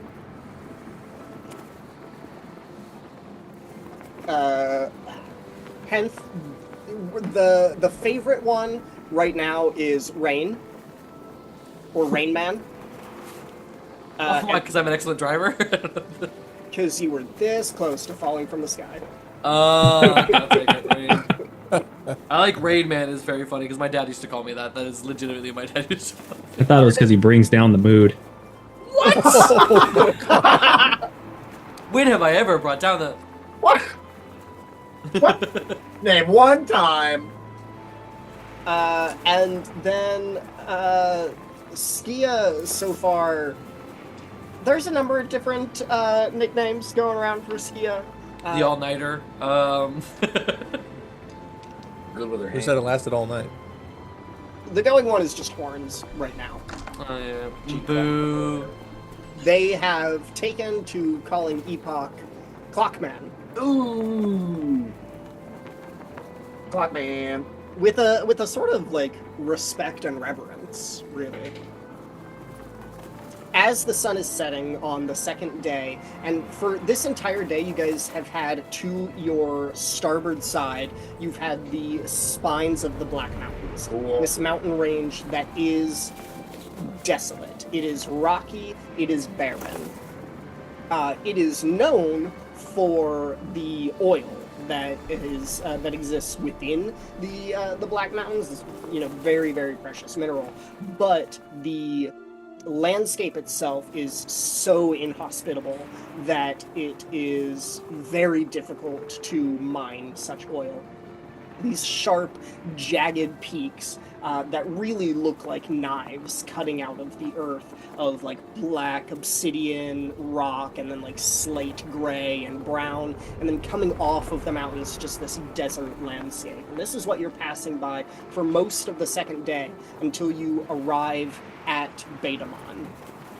And the first thing that you can see on the horizon are, at first you think they're just more mountains along this range, but then as you get closer you see that these are too perfect. Their sides too smooth, too geometrical, and you recognize a number of large, vast pyramids, and then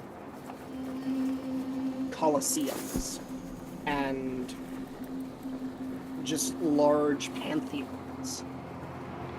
Columns and faces carved into the rock as a tributary of the mighty snake flows into this space. There is some lush green.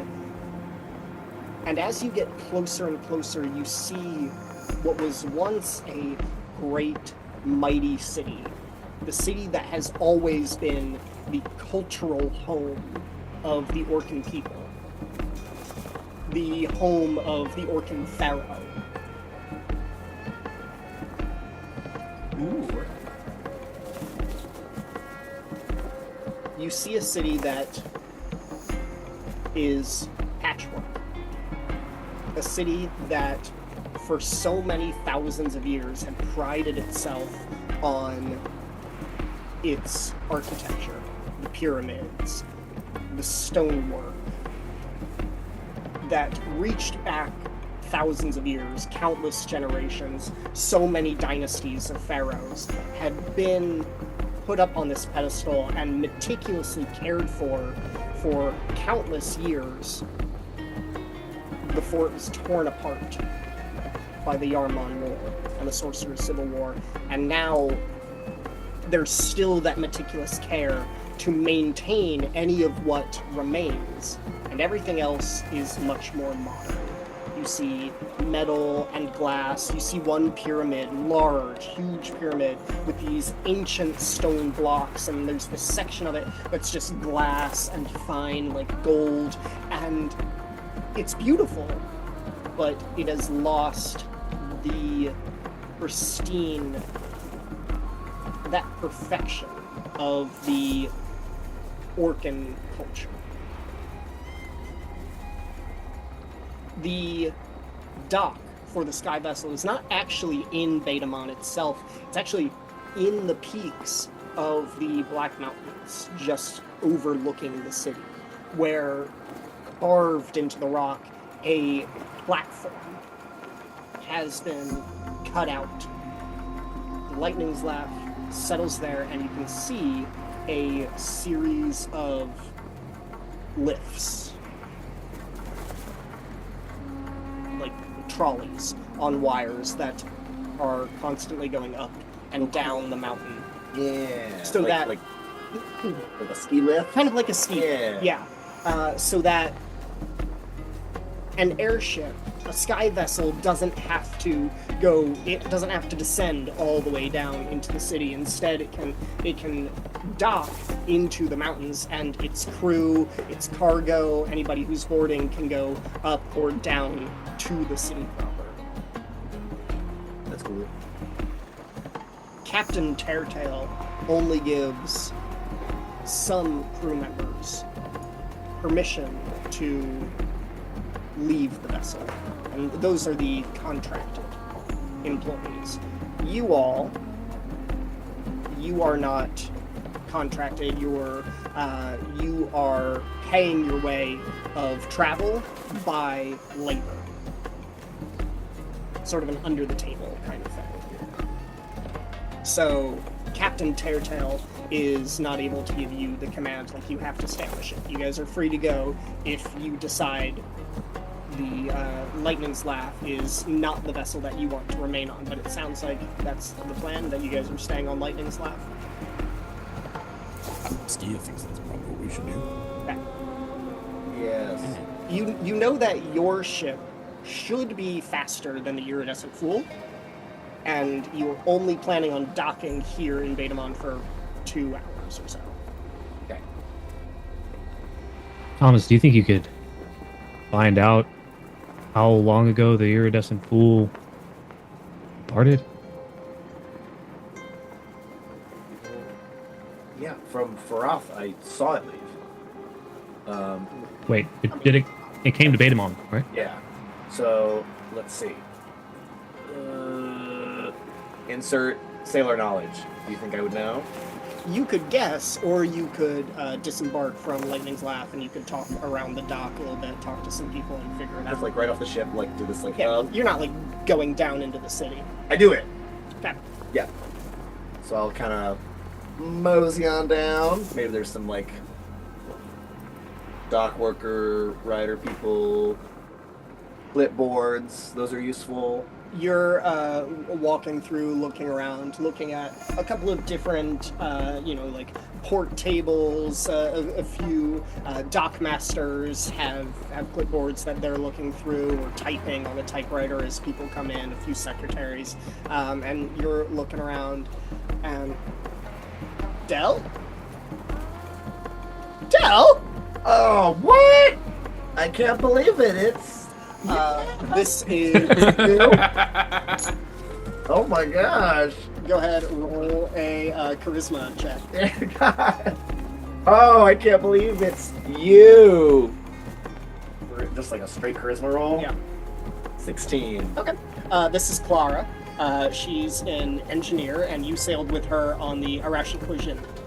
Laura, how's it going? You know, it's been a little bit. What's it been? 8 months or so? Yeah, seems like it. You got a ground job? What are you doing? No, I'm sort of. We're going back and forth here in Mur. Just it's all of that gas that's in Mur. We bring it here and then fill up the vessels that are based. I hear ya. Oh man, you're just running that. Huh? You were all the way over in the Ashes last I saw you. I was just trying to jump around, So now I'm with Lightning's Laugh right now. Okay. Great crew. Yeah, Small, I've heard great. good things. So they're doing the work. We're picking up an ambassador here. We're only here a couple hours. Oh. So pretty cool. Yeah, can you know who it is? That's all I know. Nope. I don't hear much around the scuttlebutt. So. Well, do you have favor? I'm so sorry. It's good to see you. It's nice to see you. If you were here longer, I'd say we grab a drink, but you got your shit to do. So. Yeah, I mean, here, and I got a flask of the Okay, shit barrel. yeah, I'm like, here, I'll toss it to her. Take a swig. What Jog your memory. is that? It's a little bit of everything. Trust me, though. Have you been at this port long enough to see a ship come by called the Fool? You're a destined fool. Yeah, I was here this morning. This morning. Cool. What time? Probably took off hour or two after sunrise. All right. Well, save some for me. Yeah. So that was on schedule, yeah? Yeah. Picked up some friends, and they made their way. They're heading Wildlands. Skipari.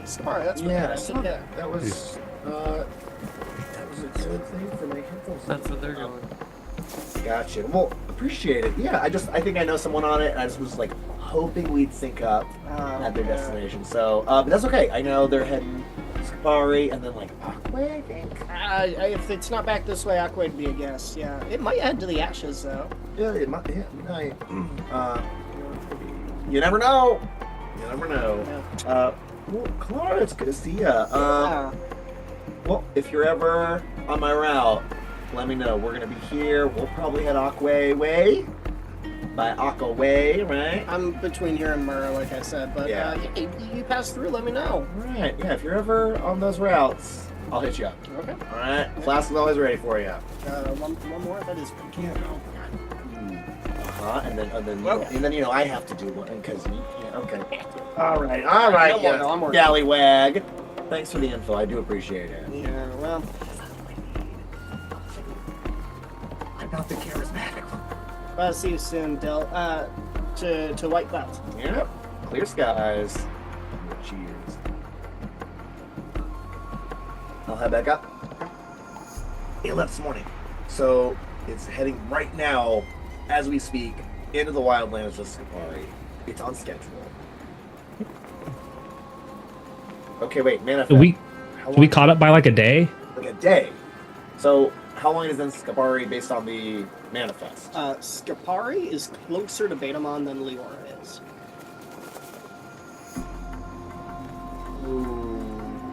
Do we see... But is it further from Aquay?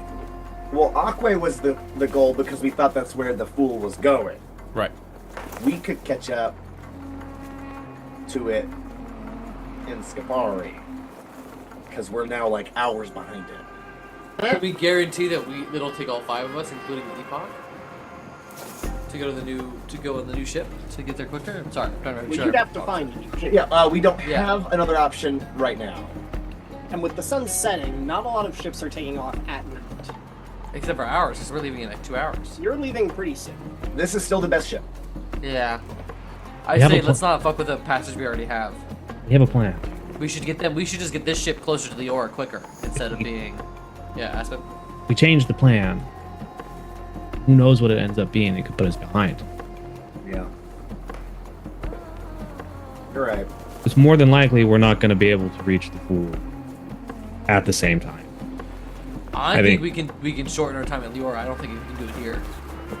I think Yeah, that's got a just good thought that a point. concerted effort to make sure that we find work for the ship to get it down way quicker. Yeah.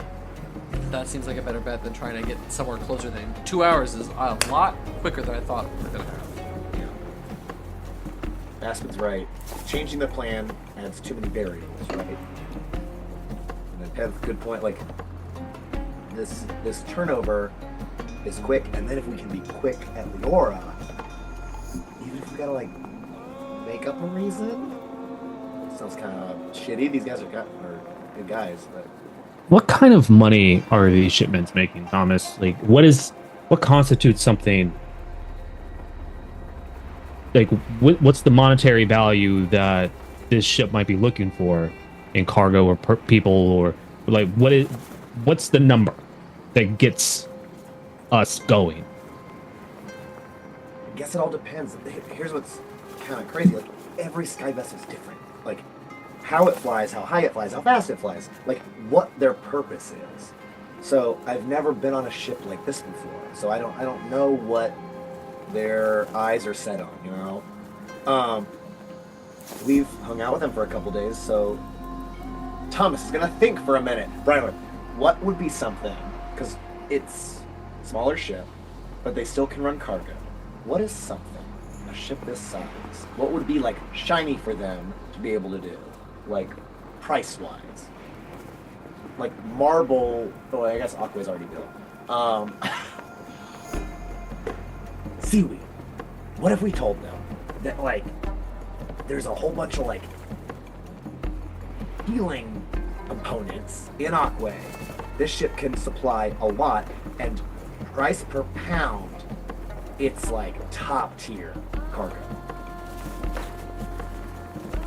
I don't know if that exists or not. To get, I mean, it does. to get them to not take cargo from Leora and just go to Aquay to get. Right, because the Leora Seaweed- stop was for cargo.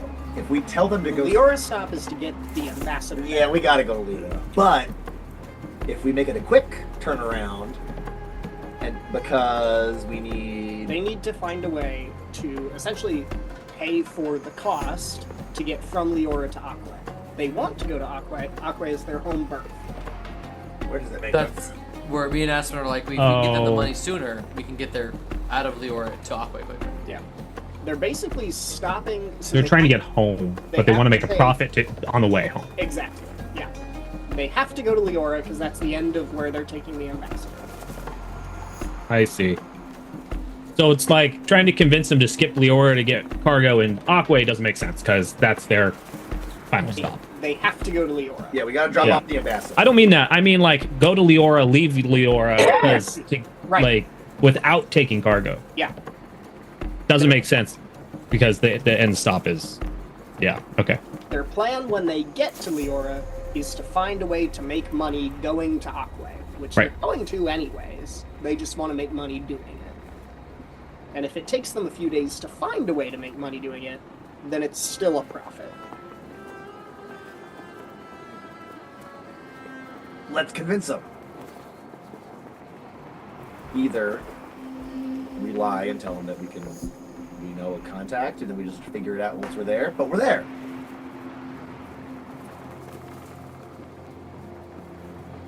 What do we need a lie for? Well, we don't have a seaweed contact, do we? Wait. Do you know a guy? Still doesn't. I guess I'm just trying to figure out this puzzle of we're going to Leora. Like yes, Go to that, Leora. what got we some do there money. to be able to help, I think it doesn't matter what we tell them here right. on this ship. What we tell them here on the ship, it's once we get there, we can try and help find them cargo or passengers or whatever. That's what I've been saying the whole time. Yeah, we just gotta get there first. Yeah. Get some jobs, get them the money, and say, There's hey, no- let's fucking leave. Right, I don't understand this clandestine idea. We just help them. No, we're gonna not clandestine. I'll keep some of the money, but the money. Are we overthinking? Am I overthinking this? I think think we're so. overthinking There's Yeah, like we're a going to secret Leora, answer. making some money. Getting You're there. overthinking this, Thomas. No one's ever accused me. If if Ski is saying that you're overthinking it, I think you're overthinking. That is true. Thanks for keeping me on a scale. Okay. All right, so we got Well, nothing then to debate we're all on. Does anybody want to play peasant props while God is away? What? I'll play one real quick before you get back. Ready, set, go. All right, okay. D4 hold on, go. I'll get my D4 out. Okay, hold on. Okay. Okay, hold on. D4. Yep. You guys doing a quick game of peasant? Yeah, while you're Yeah, okay. I bid Okay. like 2. I got it. No, I'm just kidding. And then D8. D8. We're not betting, we're just doing it. Okay. Fuck my D8s at. My cat keeps stealing them. Okay. Okay. And then D12. D12, got it. Okay. I got a 7. Total? Yeah, 3, 3, and 1. That's really good. 16. Good job, Pat. Good. That's I really rolled- good. I got 2 3s and a 1. I rolled terribly. You win. I give you Fuck me. randomly, like Thomas, like in this conversation planning, Thomas just like hands Pent like 6 copper pieces. And I immediately handed to Aspen. As Ken and Thomas are playing Peasant's Prop, settle their nerves, and the rest of the crew sits waiting, somewhat on edge. And you have told the captain about your interest in providing some amount of security for this ambassador. A ferry pulls its way up the mountain. Like a Very- trolley. Yeah. Does it have a broken wing? Does she have a Cockney accent? Oh, it's a ferry with an ERRY. It's here. A trolley Oh. pulls its way up the mountain, settling at the docks. The doors to this metal car open, and a number of orcs and half-orcs step out. A security detail, but really only 2 of them make their way towards the ship. One is an elderly woman, probably in her late 60s, early 70s. As far as orcs go, she's pretty short. Very, like, curly, frizzy, white, sort of salt and pepper hair that's cut close to her head. A number of tattoos along her neck and cheeks and hands. But she's dressed in this, like, deep maroon robe with many gold accoutrements as far as, like, bracelets and rings and earrings and necklaces. She's got a septum piercing that's a large ring, and gold eyebrow piercings. And she walks, despite her age, she's strong and steady as she makes her way up the gangplank. Behind her is a tall orcan man, probably mid-40s. He's got the, what do you call it? The sort of like 80s, like flat top Cool. haircut. Eraser head. Yeah. And he's in these gold, like, tunic-style robes. He has, like, large gauges in his ears. But other than that, no other visible piercings. And the 2 of them step aboard like his life. Captain Teartail there to meet them. They bow. The captain, bows to the 2 orcs. The crew follows in unison. Skia will also bow. I'll stand military style, yeah.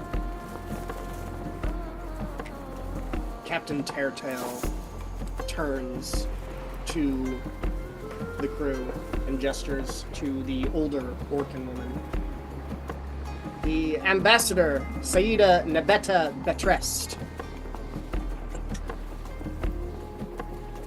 I'm gonna call her Sarah.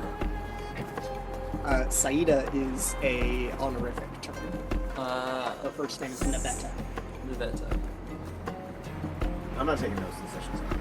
Gestures to the man at her side, and the captain says, and Friend. +1.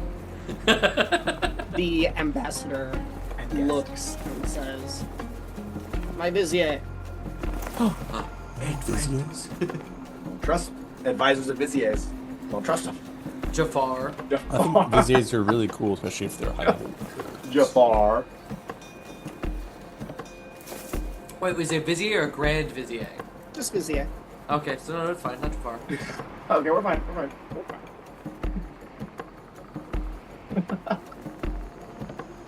The captain turns and addresses the crew. We have 3 days to Leora. The ambassador and her vizier will be in my quarters, and they are not to be disturbed. We all understand this? Okay. Got the crew. Aye, Captain. Captain! Aye, Captain. Skia just straight up shouts, okay. Aye. The ambassador turns and walks up the stairs towards the captain's deck. The vizier steps a little closer towards the center of this main deck, and you see him. Cool.